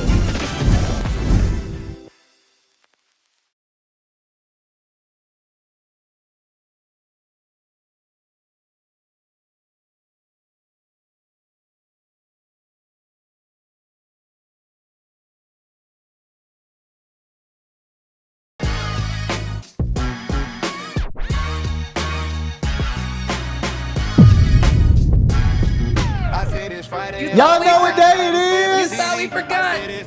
Perfect timing, bro. It's definitely Friday. Hey. I'm feeling good. It's nice outside. Will, let me get some, please. Let's go. Hey. Man, welcome to Hot 97 News. We just had to drop the song on y'all. We had to be thought we professional. forgot. From here on, I thought we hitting forgot. the Trump dance. You sure are. Man, yeah, we didn't forget. We just had to be professional while we had company. Come on You now. know what I Yeah, mean? can't get real ignorant. Can't get ignorant. Cannot get ignorant. I mean, but what you guys think? I mean, I thought we did all right. I think we did. For it to be our first one, though. That was cool. First one, though. You know what I'm saying? It was cool. Look, It was straight. It was straight. And it was a politician, too. So it's like... you know what? And I actually appreciated some of his answers just because I wanted to know how this stuff was gonna work. True. It's one thing to say it, another thing to be like, okay, but how are you, for real gonna pull this off? And see, once you're paying attention to local now, it's like, I mean, I want y'all to just understand that, like, it sounds good. Is it actual? Is there a likelihood that it's gonna happen? A lot of the changes he's saying, probably not. I mean, we don't know. Probably not. Yeah, we don't know. Yeah, we don't know. But I'm just it's saying, possible. It's possible. Is it probable? That's the question you need to be asking yourself. We'll see. I mean, but that is why I guess you should show up and just put these people's feet to the fire. If there's a town hall, go to the town hall, ask how they're gonna make stuff work for you. We actually saw you guys' comments in there, and we were trying to kind of sprinkle them into our questions because shoot. Y'all the people. Right. Y'all is the people too. Right. Okay, so diving into the news for this last half hour. The Dogwood Festival said they are beefing up security at this point. Yeah, so Atlanta police said they're increasing that security because of what happened at Piedmont Park the other weekend. Not surprised. Yeah, because 2 young ladies got shot and one actually ended up passing away. Dogwood, for the Atlanta Dogwood Festival, they said they're making some changes. We're going to start beefing up security, so we don't want to see no YNs here. Apparently, the police are adding extra uniformed officers. They said I saw a report of them saying that this is going to be the most safest place in Atlanta this weekend over at Piedmont Park. They also said they were increasing 911 operator staff, and the reason why they're doing that is because hey, we're trying to report to any incident as fast as possible. So if you make a call, they're saying they moving, especially in that Piedmont Park area. And if you don't know what the Dogwood Festival is in the first place, I mean, it's a festival with like 260 plus artists where they come together. They show out their art. Have y'all ever been to the Dogwood Festival? Yeah, I've been to the Dogwood Festival. Do you think that they need the security there? Ain't no YNs coming to the Dogwood Festival. They beefing up all this security for a bunch of white people, man. They not finna be out there. I can guarantee y'all they is not finna be out there. And half of them never even heard of no Dogwood Festival. Bro, that's what I was trying to say, bro. I was like, I'm reading this. I'm like, bro, this ain't and I hate to be like that because you don't need to beef up security at black events because black events, we know how to, set the tone too. Yeah, okay. I mean, we may have messed up recently, Couple but we know how to times, Yeah, not recently. I mean, but look, that's the past. We ain't worried about it right now. Right now, I mean, hey, I don't know. I just thought it was very funny that they want to be beefing it up now. So hold on, is this one of those situations like a music festival where it's cut off from the streets, like nobody can just walk up? Or Yeah, can anybody Dogwood just Festival. walk up? Dogwood Festival, you got tickets. Well, yeah, so they recently had tickets. So last year and a couple years before, they've just had free. It's just free. It's just a free festival with people being able to walk in. But they said due to them having to pay for extra security and things like that, they said we're gonna have to start taxing some people. Well, I was only asking because I didn't know if it was something that these teen takeover crowd people would just show up at, since they just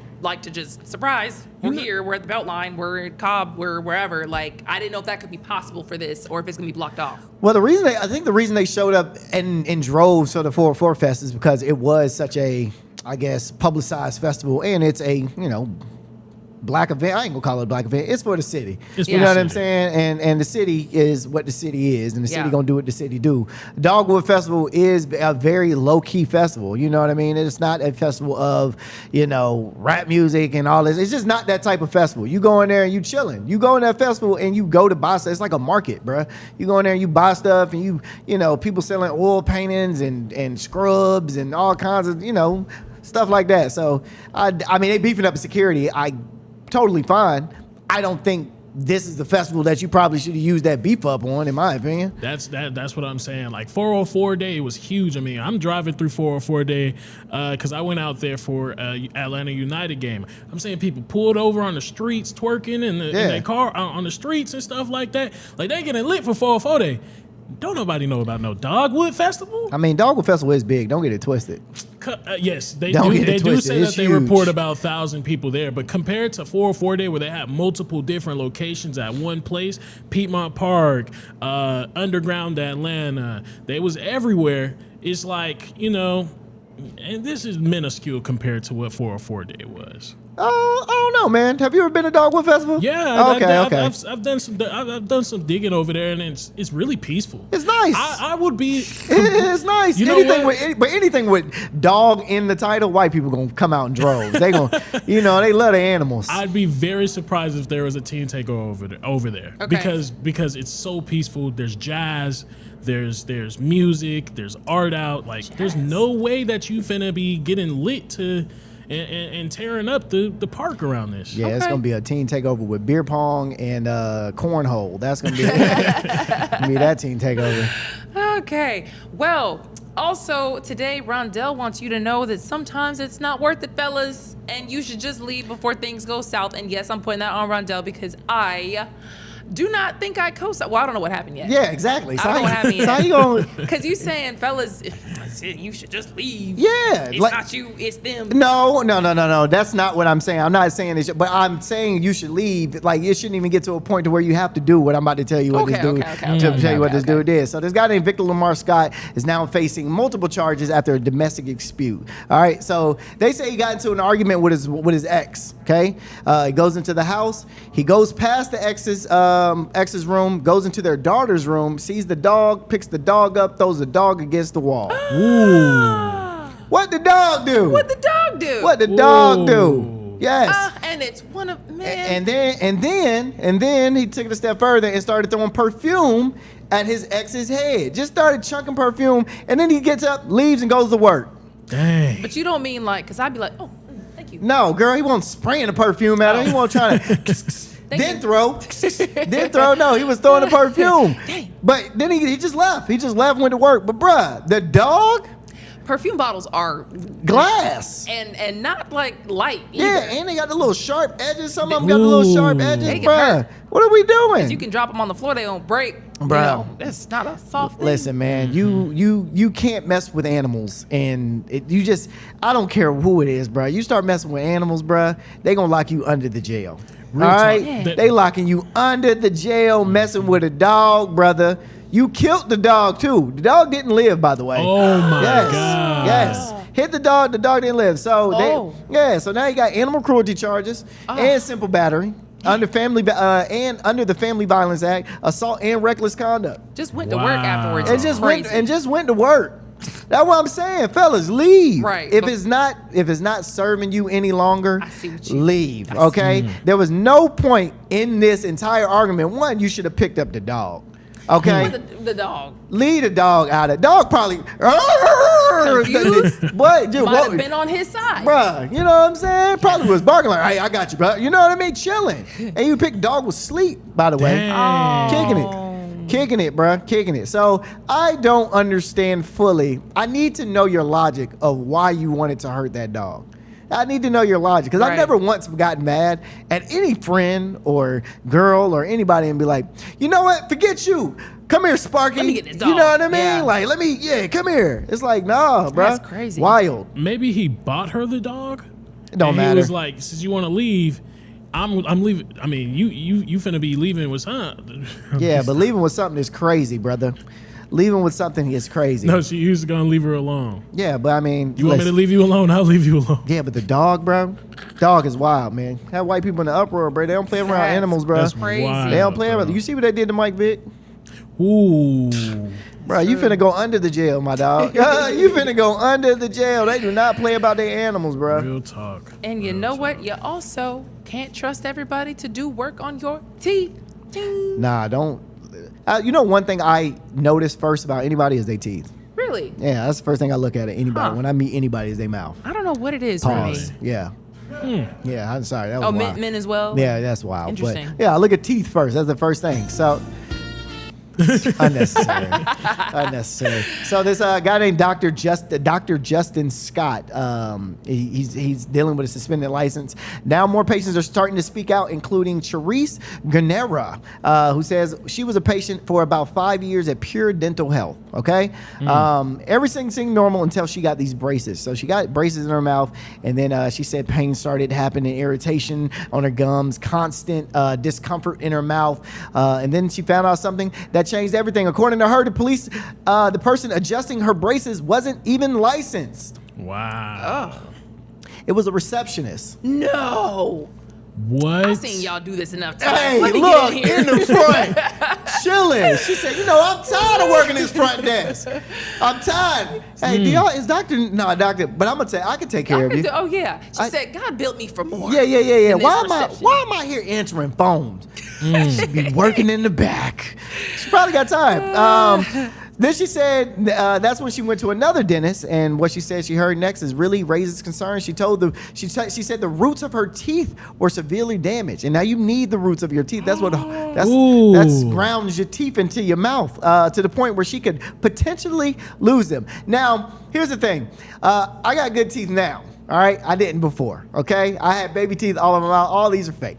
Okay, I lost teeth at a 32-year-old person. I was walking around with no teeth in my mouth. So for you to be grown with no teeth in your mouth, it ain't a pretty picture.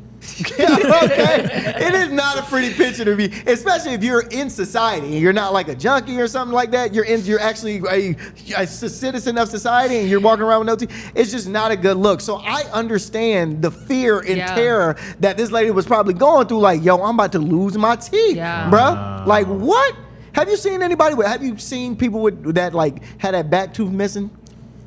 I've seen like older people who will either have like a gold one and then like one missing, or like not a grill, but like the little cap thing, and then one will be missing on the side. Yeah. It's nothing worse than seeing somebody with smuggly teeth. What's the first thing you like? Oh, you ain't got no tooth. You ain't got no tooth. That's the first. That's the first thing I see. I can't take you seriously if you ain't got good teeth. They say it's spiritual though. I can't take you seriously. My man gets fresh teeth and says, I don't know how to act. I don't know how to act. But you know what? Look, your teeth look amazing. Yeah, thank you. Because I do notice it. Thank you know what I mean? Yeah, thank you. I appreciate it. Very white. Very white. But I'm going to show y'all what these teeth look like real quick. These are her teeth.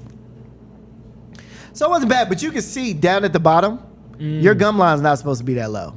Wow. Yeah. Your gum line, so I looked it up. Yeah, your gum line is not supposed to be that low. Is it reversible? What, your gum line? Like, can you You might be able to grow it back, maybe. Let me see. I don't think you can grow your gums back. No, can you grow? But does it, like, maybe, I don't know how it works, if it can shrink and expand, or if there's like a mouthwash. You know, certain. Talking about your teeth? The dentist, 1000%. Because sometimes I'll go to the dentist. I literally don't know. That's what I'm asking. I have no clue. What I'm saying is, I went to the dentist one time and they were like, oh, I think you're like having a cavity, so we can do this right now for $80. And, you know, if you let this stay how it is right now, you know, in the future, it may be a problem. So I was like, okay, so is it a problem right now? Or is it something that I can catch and like fix? And he would not answer the question, would not answer. He was dancing around. He was just saying, well, you don't want to wait on these kinds of things. And I was like, no, but for real. Is this a problem like right now, or can this be fixed? And he wouldn't answer. So I was like, you know what? Let me just not do it. Next dentist I went to, he said my teeth are perfect. Really? Wow. Sometimes they just be lying. No, because they know you don't know. Facts. I get a second opinion every time somebody tells me there's a problem with my teeth. And she did too. And she's already spent around $13,000 to fix the damage of the teeth that she has. Yes, $13,000. My God. Yes. Now, Dr. Justin Scott says he can't speak on specific cases because of federal privacy laws, but claims the dental board suspended his license without even hearing his side. which I'm not like. I kind of feel it. Mm-hmm. I've heard enough. I kind of feel it. You mess this girl's grill up, like, bruh. And then you let your receptionist go back to Mr. Scott. Where are you? What is going on? Did you even want to be a dentist? Hello. What is this? What we doing? So I take his license. Take her license too. This was in Buckhead. Buckhead. Wow. That's crazy. A place you're supposed to feel like everything is luxury. It's supposed to. Look, if I go into a Buckhead dentist, I better come out with some Buckhead teeth. Period. You get what I'm saying? Real talk. A Buckhead smile. Dang. You know what I mean? So, yeah, man, y'all watch out where y'all get y'all teeth done. Don't be going out here and just getting your teeth done by anybody. Mess around with have to pay $13,000 and get them fixed, bruh. That's crazy. Wild. Did you look up the thing about the Well, gums? yeah, the gum. So it says that once your gum, it says no, receding gum tissues, once it's gone, is basically gone forever. It can't regenerate. It can't grow back. So she was kind of hurting for sure. Yeah, $13,000 hurting, bro. That makes you want to look at my teeth real quick. Hey, bro, make sure your gums is straight, bro. Because I don't really, do the most for my gums. Do y'all get your teeth cleaned every 6 months? Every 6 months. I try to go like once a year. Well, once a year? How often do you go? It's every 6 months. You go every 6 months? Yes, 1,000%. Well, I have to with these. Oh. Yeah. Got you. I just got insurance, so. Okay. For sure. Yeah. Come on, brother. Every 6 months you up through there. Yeah. Hey. You might as well go get them teeth cleaned. No, I'm spending money now. I got insurance. No, I'm saying but there are things that still cost. Oh yeah. Like when you go, even with you can get a preventative, like a teeth, like brushing, cleaning, whatever it is, and then they'll do like an X-ray like once. But there are things that insurance will cover, and then there are things that they will ask you, oh, do you want to do this? And then you don't realize they're charging you. Oh, that's what I'm saying. Yeah, you just say, no, look at you. That's what I'm trying to help you, brother. Look at you. Oh yeah, give me everything. Yeah. You got a $200 bill. Yeah, this is where the free part stops. Yeah. Look at the fine print, my dog. Okay. They gonna mess around, put braces on your teeth you ain't even ask for it. Like, Miss Smith, would you like some? Yeah, go ahead, throw them on there. Yeah, throw them on there. Man, because they know we don't know what they're talking about, it's like that's real. Yeah, I went to the doctor the other day to just get a checkup. I was like, I ain't got insurance. Let me go get checked up. Why not? Whatever. And the lady was like, so we're gonna need to do this and this. Hey, bruh, in my mind, she was saying stuff that was dire that needed to be done. Bro, I went to look it up because I was like, no, I think I'm gonna. Bro, the stuff that needed to be done, I could have waited for years. Did not need to be done right now. Wow. But they looked at my insurance and was like, oh, okay, he got it. Yeah, let's go ahead. Sure will. Let's go ahead and bill him real quick. Almost got me. Look, man, you have to ask them while you're there, no matter if it's the doctor, the dentist, the eye, whatever, is it free? Yes. What does my insurance cover to where it is free? I've literally disputed. I called my insurance and been like, I don't know what the $50 is because I was like struggling. I was like, but I asked them, is this free? They told me yes, so I don't know what this is, but you need to get this from them. And they actually took it off. Because you can't just deceive people like that, but they are banking on you not knowing and not calling. For sure. These people, boy, some of these people are scammers. Yikes. Rude. Meanwhile, DoorDash has some updates coming to Atlanta. Yeah, they do. And this one is crazy. So DoorDash has started using drones to deliver food in the metro Atlanta area. So they claim the orders can be delivered in 20 minutes. 20 minutes. These drones are going to be actually AI powered. Okay. AI powered. And it looks like DoorDash partnered with a company called Wing back in 2022. Wing does deliveries with drones already. I didn't even know that, they are actually started doing this stuff. Right. But now that they're doing it to restaurants. But it's only active currently in the Locust Grove area. So if you stay in Locust Grove, there's like a 5-mile radius or something like that to where you can actually order the food. But like, hey, if this means that I don't have to deal with the worry of somebody digging their little fingers into my food, hey, I'm all for it. And at first I was like against it because it's like AI, but I'm thinking it sounds like more pros come from this than cons. They just better hope nobody takes a little BB or one of those like little fake, choom, shoots it right out the sky. Ooh, or you see it getting lifted up and somebody just jumps on top of it, drags it down, takes your food, it's wraps. Yeah. I think it's lazy. I think drone dropping off your bed, I think that's lazy. At the same time, the whole thing is lazy because you should have gone to the restaurant and got got it yourself. For real, but like. Get up and go get it, bruh. Mm-hmm. But they do still have those ones that they travel on the ground. You ever see the ones that Oh, are yeah, like yeah, little yeah, box, yeah, yeah, They yeah. got eyes on it or something like that. Hey, bruh, so I was gonna tell the story on Monday, but in Philadelphia, there's they brought those out, and people have been robbing them. Wow.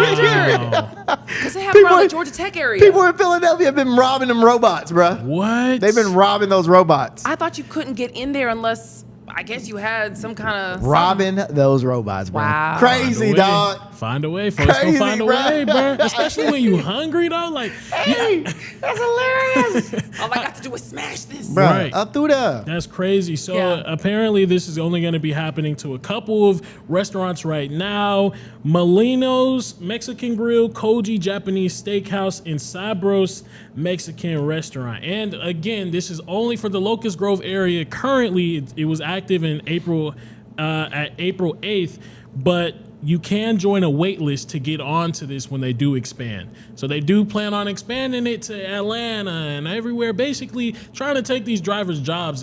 That's how I see it. Yeah. I mean, but you want your food or not? That's real. Low That's key. the sad part. You That's know what real. I mean? That's real. That is so true. Crazy. Yeah. Okay. Well, you know what? It's Friday. So, we're going to help you out with a couple of things to do this weekend. What are the things to do? Oh, that's me. My bad. I'm sitting here like, hello. My bad. I was in La La Land for a second. So yes, there's a bunch of dope stuff. We got the Dogwood Festival, of course, as we talked about. Yes. That is this weekend. That will be April the 10th, today, tomorrow, and Sunday. We got the Atlanta Blues Festival, which I did not know about, and that will be at Cobb Energy Performing Arts Center. Yes, the annual festival showcases Southern soul and modern blues. I'm super excited about that. The Georgia Renaissance Fest. Come on. Have y'all been to the Georgia Renaissance Fest? Not here. I've been in like North Carolina. Bruh, I used to go to them in high school, bruh. And then I actually worked at one because as a comedian, they have like this person throw tomatoes at. He just roast everybody. So I did. I was that person one season. Yeah. Georgia Renaissance Fest is actually like lit, bruh. Do you dress up too? Nah, I don't dress up when I go. You gotta like buy in though. Yeah, you have to, because it's very cheesy, low key. very. But if you buy in, it can be a lot of fun. It is dope. It is dope. It's medieval. It's like a medieval. So I you mean, see the picture? I don't know if you can see. But y'all are going in regular clothes. I thought you actually had to dress up. No, you can go in regular clothes. You can be yourself. Do they have the turkey legs? The turkey legs.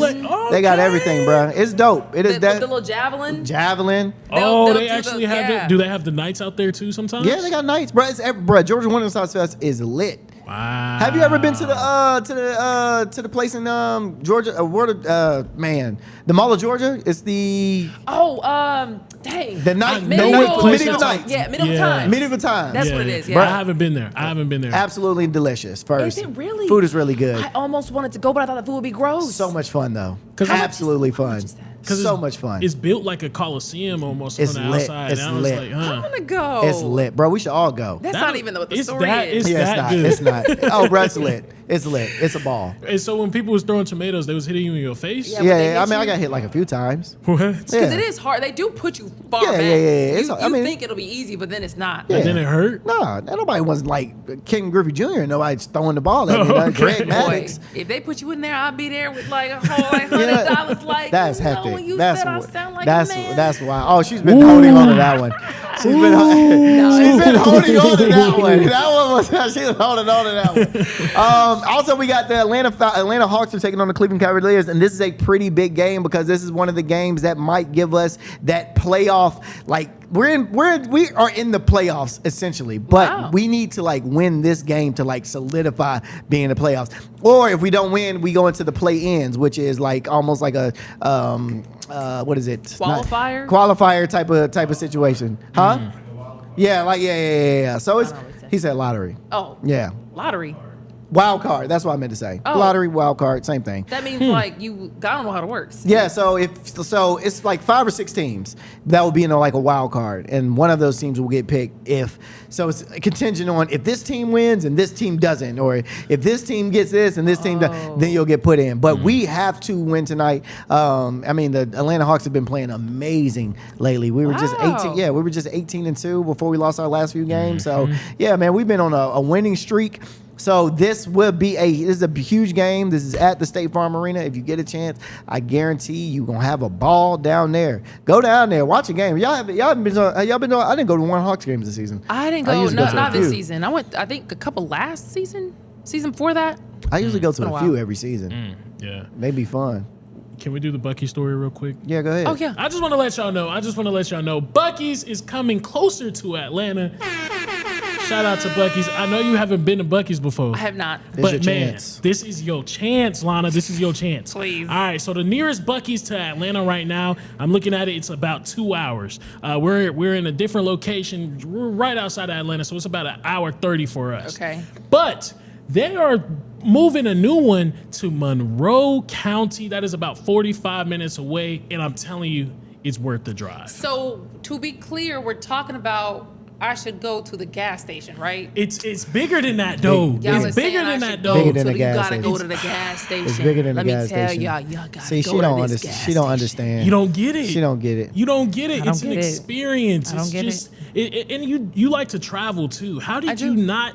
I know you drove past some Buc-ee's. I definitely did, and but you know, as soon as you drive past it, you already missed the exit for it. True. So I would be like, oh, dang, You that was ain't a see the Buc-ee's. signs? You I ain't didn't see see the the signs in time. You know what I mean? They spent some big money on the sign. Buc-ee's is amazing. But then I would also probably have been like, man, I don't need gas right now, and I'm not just gonna stop to go to the gas station. It's not a It's not a gas. It's an experience. That's what I hear. It's But an I mean, every experience. time I see pictures, it looks like a gas station. It's a swap meet in there. And they have a gas station. They just so happen to have a gas station. Yeah.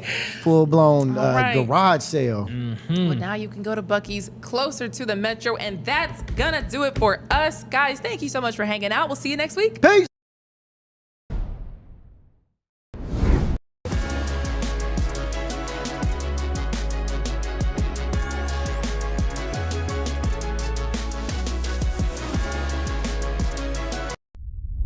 A major move today. Hot 97 is expanding. Hot 97 has launched a full streaming television channel. Hot 97 is no longer just a radio station, it's now a streaming network.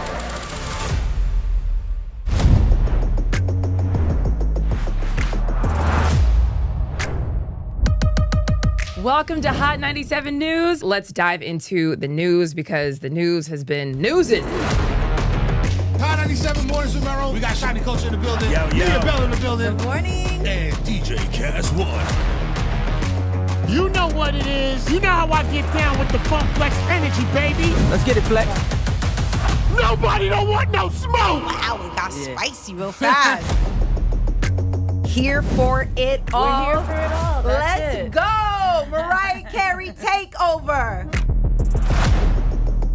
The people made it happen. Yeah. I'm coming around to all the classrooms and we turning up. Good morning, students. My name is Wale. Aren't you supposed to be in class? Oh, I'm you supposed to be in class, man.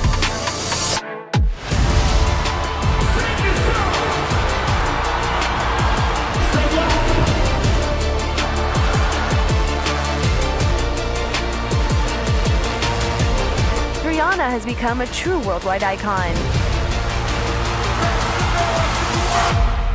Congratulations on the job.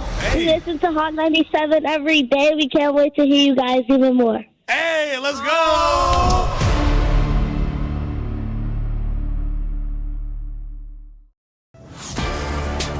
Get ready, the legend is on your screen. Funk Flex, the man who defines hip-hop, is bringing the heat from the radio booth to your TV. Where my camera at? That's my camera? All right. The biggest beats, the hottest freestyles, and that classic Flex energy. Bars are back. Now in your living room. Don't just hear it, watch the movement. Funk Flex, now on Hot 97 TV, Mondays and Fridays at 7:30 p.m. The voice and attitude you love, now on your screen. I love this. Nessa brings her unfiltered energy, real talk, and celebrity interviews from the radio to your TV. It's the same Nessa you know. Bold, funny, and always keeping it real.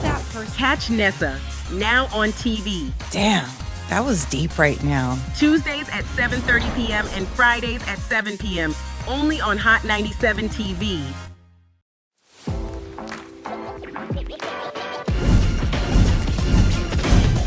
Welcome to Hot 97 News Atlanta. First, here with Rondell with 2 N's. What it do? Give it up to you. And Million. Hey, the fact that this is a reality. Brand new live news show. I'm your host, Lana Harris. There is so much going on in this country and in this world. Civil unrest. Nobody's going to trust that. Any of This sounds, like I said, it sounds good. Yeah. It does sound beneficial.